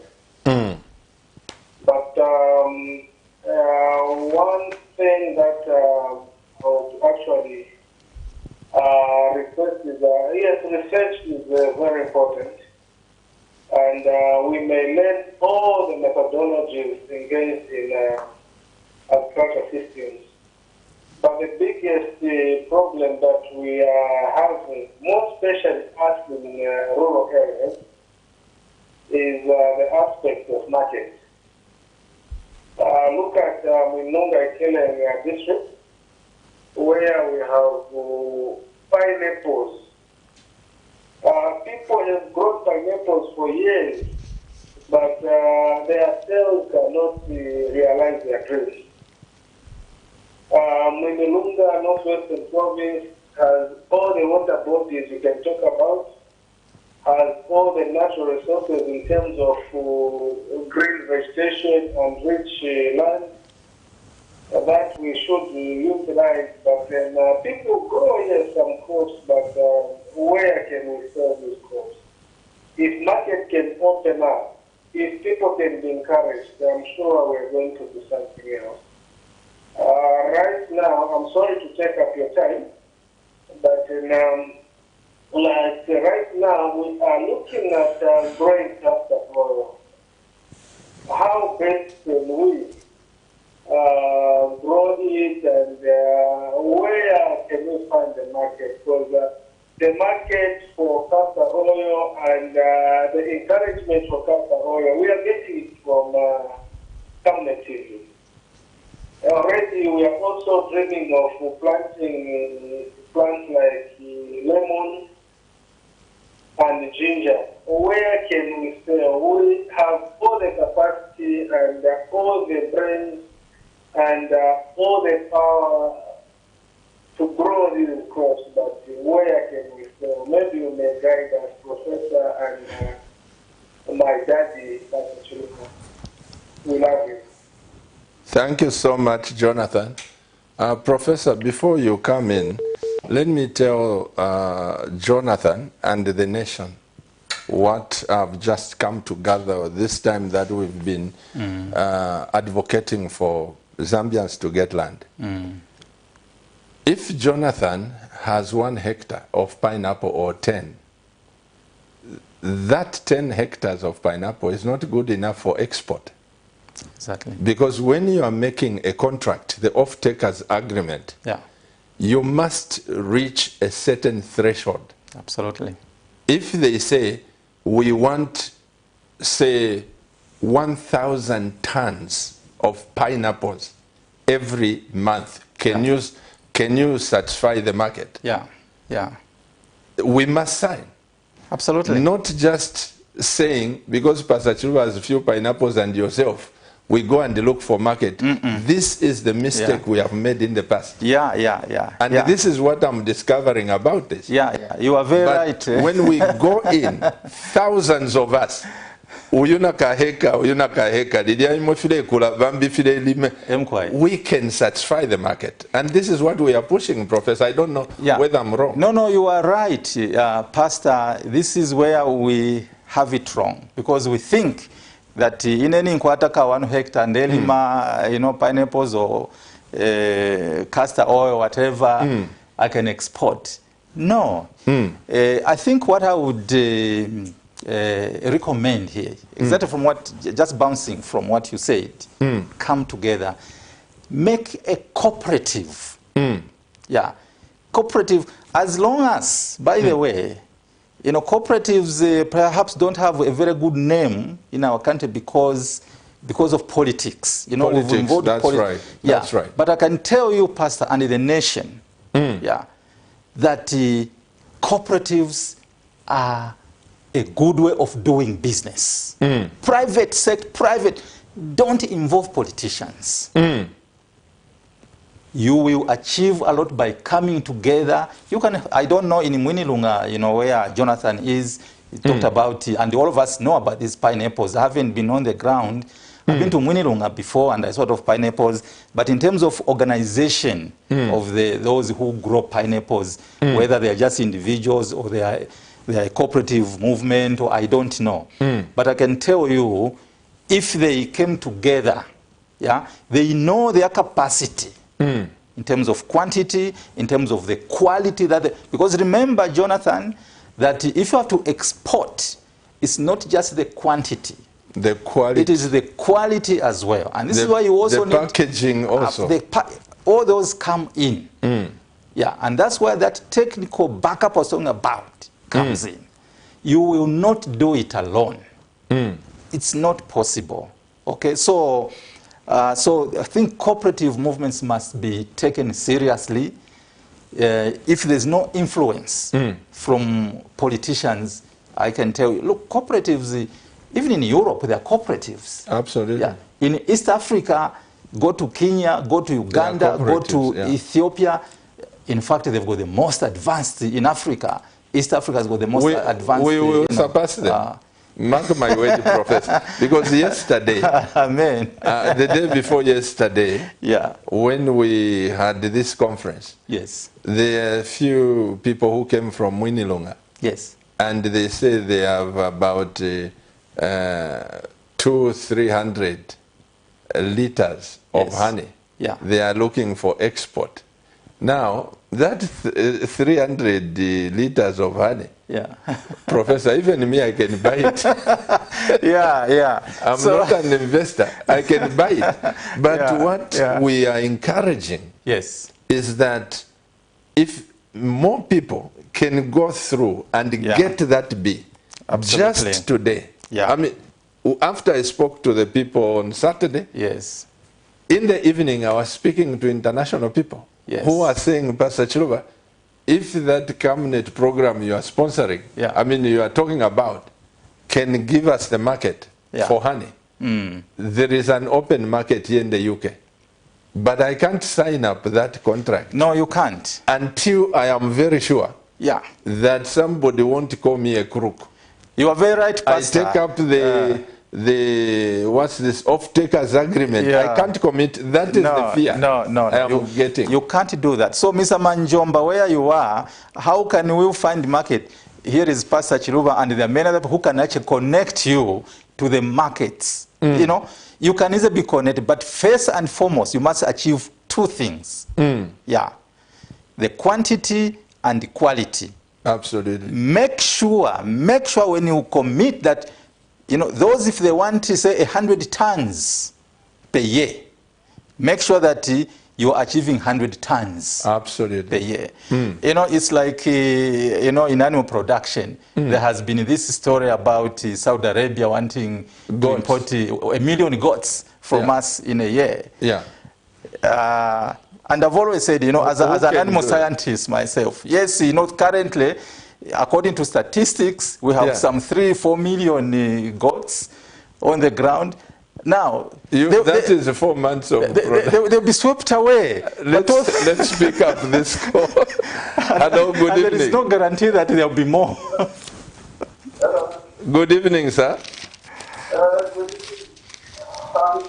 evening. We are permanently blessed. How are you, sir? What's your name and where are you calling us from? I'm one of them. This is Kokori. You are who?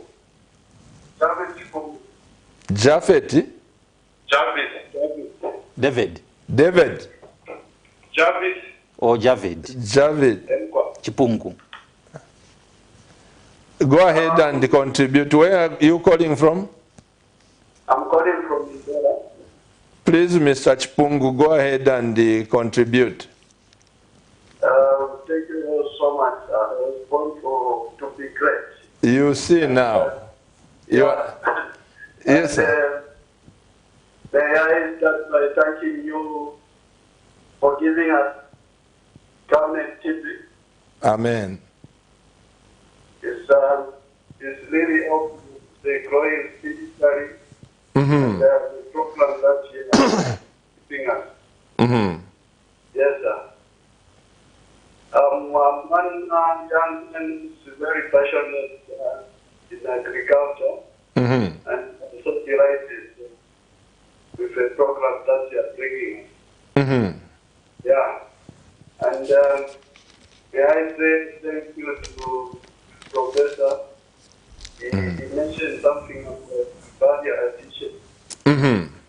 Yeah.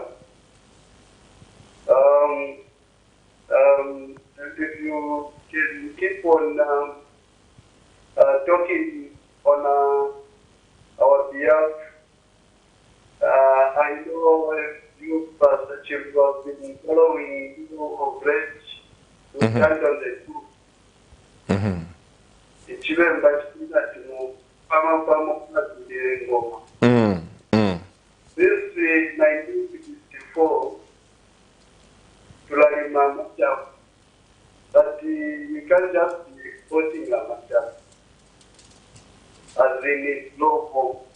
That one show we find that that conflict placed the very 100 what I'm while we can see just companies just within Zambia, Angala, Banga, Matava, Bapanga, Bapanga complex, we export as a finished product in the Ashleys of Java. I'm sure I could. Absolutely. against that. So I just got to appreciate for the great work that they are doing. Mm-hmm. Yeah, and then another thing is we are talking about the some of us really were passion to go into agriculture, but just for us to acquire land is a big challenge. Mm-hmm. So I am they are not really helpful. So I don't know how you can help us in that one as well. Well, Mr. Chipungu, like I've said, I alluded to it a bit here. There is a movement in this nation. Whether you like it or not, it is unstoppable. We have said we are going to change the economy of this nation through agriculture. Isn't it a shame, like the professor was saying, that agriculture contributes 9 to 10% to the GDP? When Egypt began with agriculture, and Professor Reda will tell you that 90% of the GDP comes from agriculture. What's the difference with us? And their professor, he says they only have now a river. Yeah, the water is not like we have here. It's a desert. So what is wrong with us? So I think what you do, Jonathan, whatever you do. This is Javid. Oh, this is Javid Chipungu. Whatever you do, don't miss the 30th September conference. Put it in your calendar, 30th of September and the 1st of October, which will be held here in Lusaka.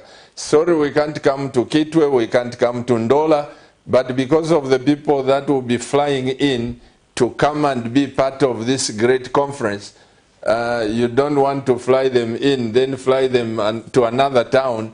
Please be here, and if we can, let's work together to the Ministry of Lands, we get land, and so far so good, we are helping 1 or 2 people to get what they need. It is very important. Maybe, Pastor, one question that you may want to answer. You know, in this country, I think about 95%, 96% of the land is under traditional authorities. Absolutely. So very little actually is state land. So how do we deal with this situation, people acquiring land, you know, because much of it is traditional. I know that there are also arrangements there, and a lot of people who have acquired land even under traditional authorities, but there are people that I would call ordinary people who perhaps may not have that influence for them to also acquire land. How do we deal with such a situation? Well, what my wife and I have come up with, Professor, and the team we are working with, one of the things that I know for sure, one day this traditional land will be given out to people. So do I want my chief, Chitimukulu, to be a chief without land? Do I want my chief, Litunga, to be a chief without land? No.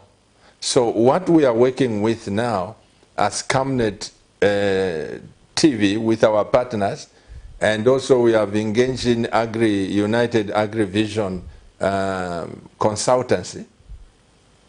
We come to you as Professor Chief. My passion is that this abuse that comes to chiefs, where even politicians tell them, here's the money, tell your people to vote for me, it's abuse. Now we want, if the chief can have, it's just an example, 1,000 hectares.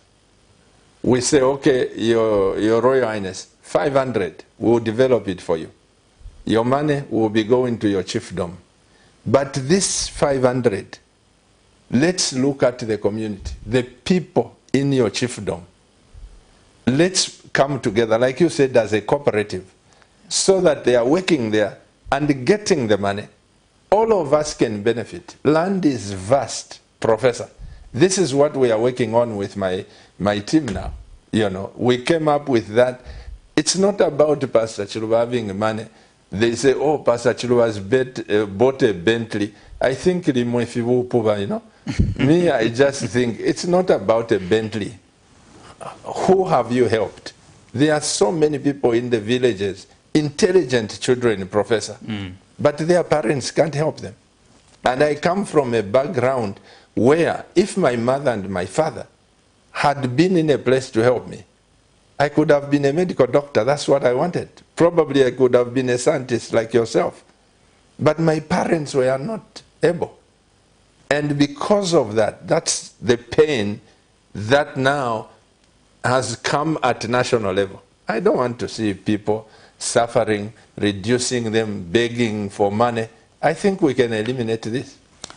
Indeed, it is very sad, actually. I mean, look, I gave statistics, okay, about the incidence of poverty, yeah, in our country. And one thing I mentioned also is that even just 1% of our population being poor is bad enough, 1% of the population.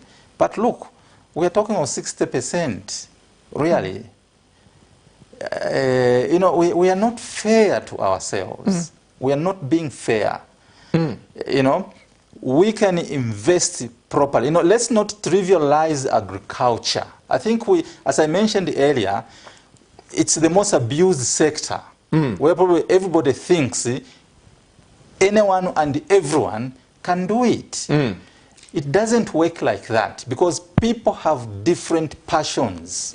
Even those in the rural areas, don't force them to do agriculture because some of them are not interested in agriculture. Yeah? But the whole thing, Professor, you rightly said, me, I attribute this to knowledge. Exactly. We don't have the knowledge of the commercial side of agriculture. Absolutely. Somebody would rather go and start working. Yeah. Look at the doctors. They are striking now, right? Yes. How much do the doctors get in the hospital? They spend 7 years. Some of them, they even go 15 years. They are studying.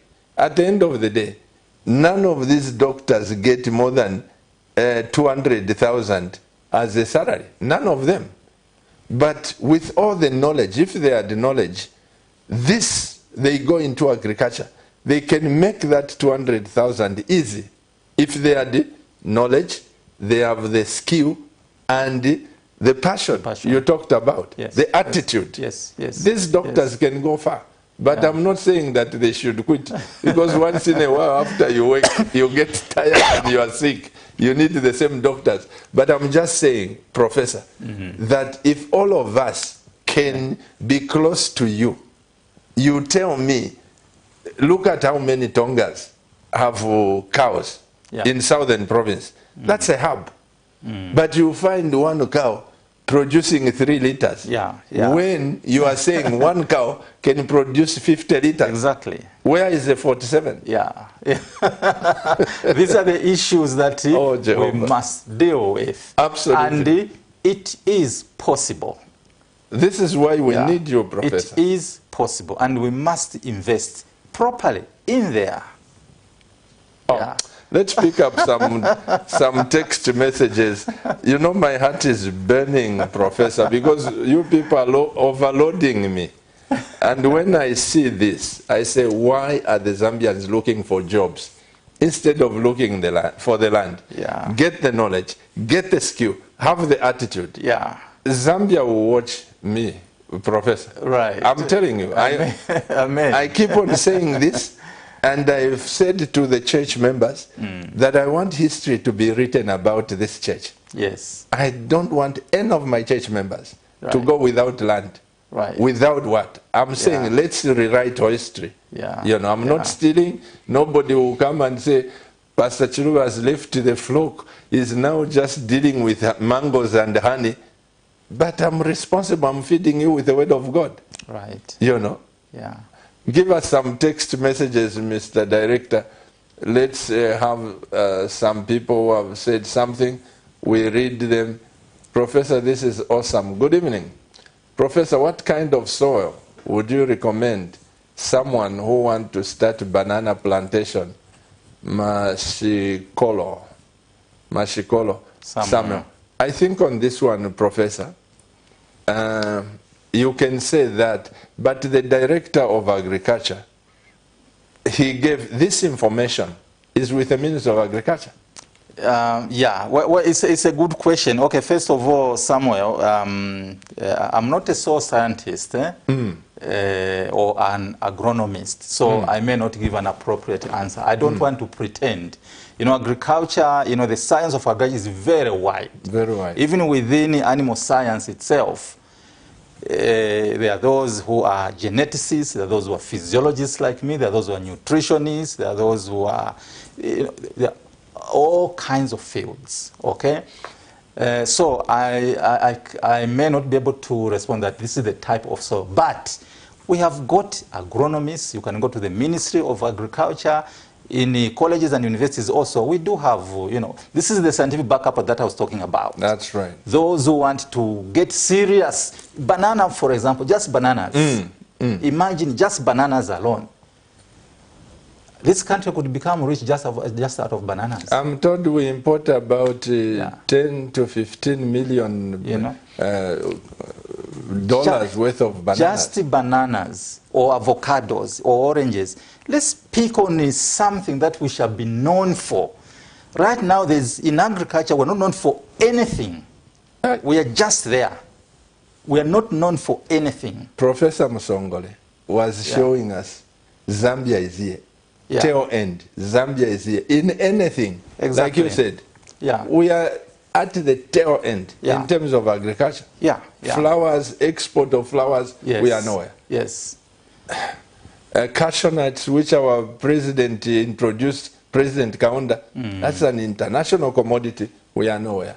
Everywhere. Like you are saying, I think we need to pick certain things and move with them. And I believe that through Camnet TV, we are pushing this, Professor.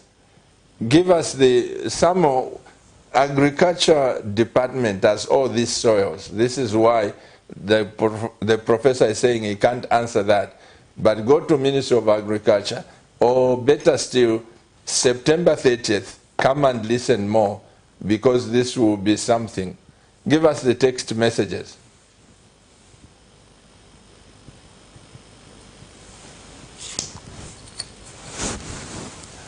Good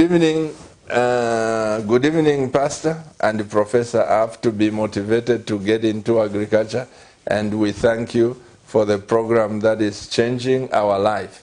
And for me, as a young man, I think I'm ready to go into agriculture. As a young woman, Elizabeth Hamonga from Solwezi. Have you heard that, Professor?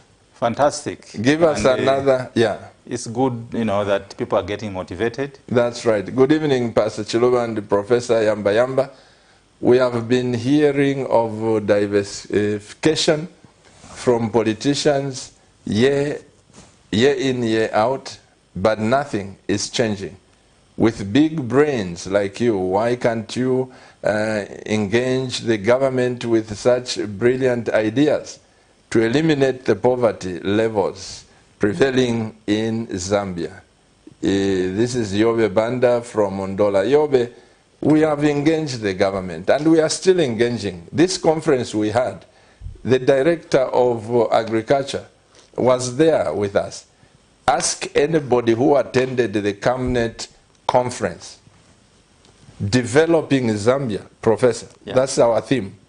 Developing Zambia through agriculture, and it's very possible. Ask anybody who attended.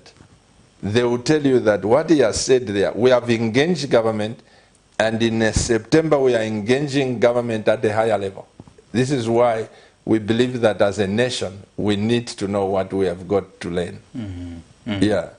Give us some more text messages, Pastor. Your heart and attitude with my sister, your wife, are in the right place as regards to agriculture activation as the main driver of widespread wealth and employment creation in the country. May God continue to inspire your vision for agriculture so that through knowledgeable and skilled people like Professor Yamba Yamba, you can bless others and eradicate poverty levels in our country. This is Elias Mpondela.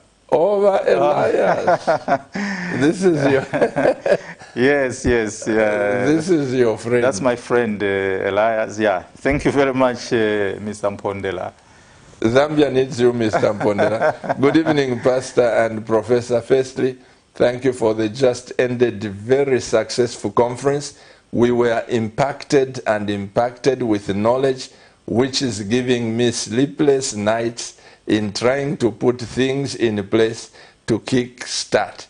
With this knowledge, it's very possible to change Zambia in a very short time. And we are getting there. We are destined for greatness, sir. God bless you, sir, and the team. Pastor Dominic Kanganjo. Pastor Dominic, I spoke to him from Chingola. Okay. He came for this conference. You are a blessing. You know, Professor, what I just regret, Zambians, we don't place value on things. I told the people that my wife and I used to fly to America. Yes. To UK, to go and attend a conference. Yes. At our own cost. Right. Here you tell people, it's 950 kwacha. And they still want a discount for the knowledge like what you are offloading. The September one, we are flying in people that will team up with you people. Yeah. It will just explode. This nation will never be the same. Yeah, we must put value on the knowledge. Because, My goodness. And you are right that generally, I think as Zambians, we don't put value on We like that. free things Yeah. and cheap things. Yeah, maybe it's the way we have been socialized from the time of our independence. Because up to today, people still say, oh, Niva Boma Yanganepo, Boma Yanganepo. But no, it cannot be Boma Yanganepo. Yeah, we have to take responsibility and do things ourselves.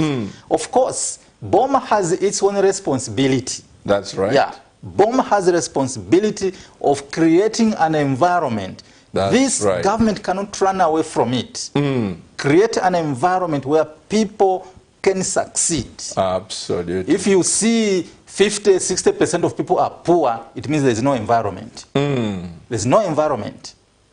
So government has a responsibility to create this environment. Oh, Jehovah. Any phone call, please? We are waiting for your phone calls. This is awesome. We have Professor Yamba here. Give us some text messages, Mr. Director, while we are waiting. Zambia, wake up. Zambia, acquire land. Zambia, keep that land. Don't sell land, and whatever you can do. You can imagine, Professor, I tell the church members, go back to the villages where you come from. If you come from Senga Hill, you come from Livingstone, wherever, go back to your chiefs and get land. You know the attitude the Zambians have? It is very far. It is very far. But somebody is living Benjin. Somebody is living Guangzhou in China. Yes. To go and acquire land in Chinsali, which is far. From Lusaka to Chinsali or Guangzhou to Chinsali. I don't understand this mindset. You know, sometimes, Professor, you feel so frustrated. No wonder you are talking about this attitude. Yeah, it is the attitude. Yeah, you know, those aspects are very, very important. Those attributes are very important in succeeding in agriculture. Otherwise, do something else. Yeah, and I keep emphasizing, Pastor, that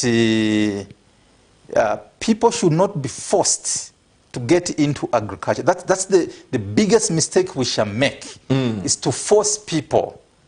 Because there is an opportunity, so get in there. It's like, you know, the FISIP, okay?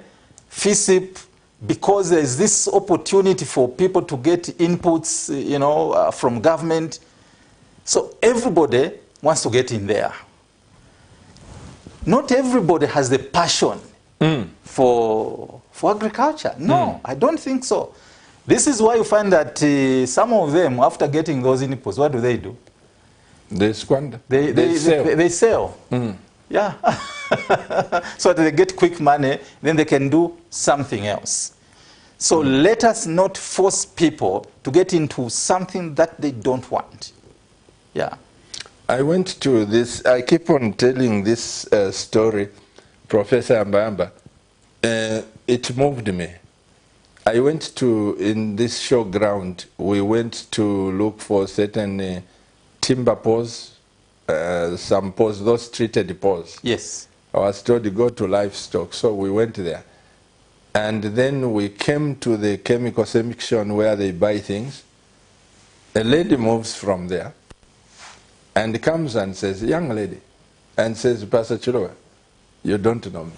Then she explains herself, and she used to come with the aunt who is late when I was at Evelyn College. This, I was so touched, Professor. Like you are saying, don't force people. Right. She says, Pastor Chilowa, I am so grateful for Camnet TV. Yes. I watch Camnet TV day and night. She says, have you seen this truck? It was loaded with drip irrigation. She says, have you seen this truck? Those are my drip irrigation pipes. I've got a big farm. I've gone into farming because of your program.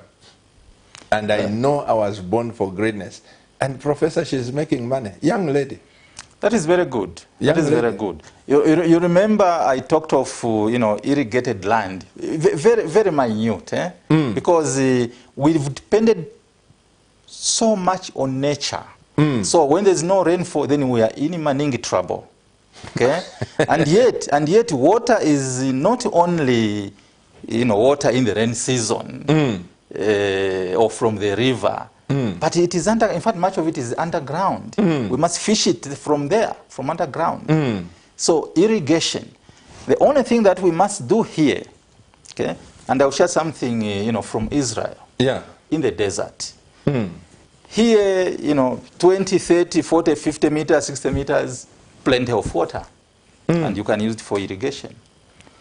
In the desert in Israel, they get water from 900 meters. No. I was there for 16 days. 900 meters. This is almost 1 kilometer down. From there. Underground? Yes, of course. Yes. And Israel has got just about the best irrigation system. They're the developers of this drip irrigation. So, and everything, everything is computerized. So they get water. Water is coming from there. Then there's a reservoir somewhere down there where now they mix with the nutrients. And then this water which is mixed with the nutrients now comes up now to irrigate the crop that is on the surface. Each plant receives only what it requires. Really? So they've calculated each plant only receives what is required. Not a single drop goes to waste. That's where the scientific party was absolutely talking about. Yes. This is precision agriculture. In fact, they call it precision agriculture. We can do it. We can, eh? Of course. Nothing is impossible. The only thing is we need to invest. I'll go back to kindergarten. I'll keep going back to kindergarten. Without that, without starting these young kids from there, forget. It will not happen. We must begin. It will just happen with the Camnet team. Because we were born for greatness. Amen. Professor Ambamba, please say your last words. How do we come together as a nation? How do we change this nation? Look into that camera and please help us. My heart is bleeding. We are not failures and we are not going to fail. Absolutely. First of all, I must thank you, Pastor, and Camnet TV for organizing this kind of program. I think this is great. I mean, from the phone calls, the text messages that came, it shows that you are helping people to be motivated. First and foremost is the change of the attitude. This is what is lacking in many of us, the attitude. Okay? And then we can learn new things. You know, the brain can unlearn bad practice and, you know, learn new good things. Yeah, that is possible. Just as your heart bleeds, my heart bleeds. Perhaps it even bleeds more because I understand the issues on the ground. I can see it. When I look at the resources that we have in the agricultural sector, the natural resources that we have, and where we are, I say, It's very painful. Jesus Christ, wow, where have we gone wrong? But I think I've tried to share to the nation where we have gone wrong and how we can actually bounce from there and become a great nation. And not only Zambia, but Africa as a whole. We need to invest in the young people. We need to invest in research. We need to invest in, you know, new technology. We need to invest in the innovations and so on and so on. If we want to be a great nation, particularly in the area of agriculture, we cannot run away from investment. Research is a public good. So who pays for it? It can only come from a public account. I know that the private sector is also there. But in the private sector will pay just for what they're interested in. That's all. They will not pay beyond, they will not sponsor research beyond their interest. But as a nation, we should have an agenda. An agenda that the government is interested in, because it is the government, in fact, that comes up with a research agenda. And I know there's one which has just been concluded. Yeah. The question is, how will this be operationalized? And who pays for that? There must be resources apportioned to go towards the agricultural research. Without that, you see, a nation that does not do research is a dead nation. Surely, we can do better than we are doing now. So let us invest in there. Let us invest in science and technology. We cannot run away from these things. Every day when we wake up, we want to have good breakfast, not so. At lunchtime, we want to have good lunch. And we want to have dinner. 3 good meals in a day. This will not come by us sitting and doing nothing. It is hard work. Hard work and hard work. You remember Proverbs chapter 20, verse 3. Talks about if you sleep, you will be poor. You'll be ransacked. So don't sleep. Work hard. That's what the Bible is telling us. Don't sleep. Work hard, work hard, work hard.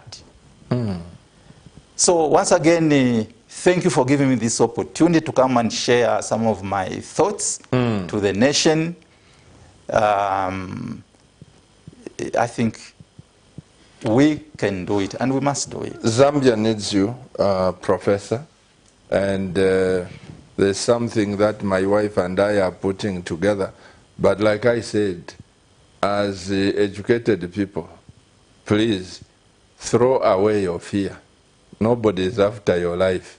We need you to be in the forefront and educate this nation. Don't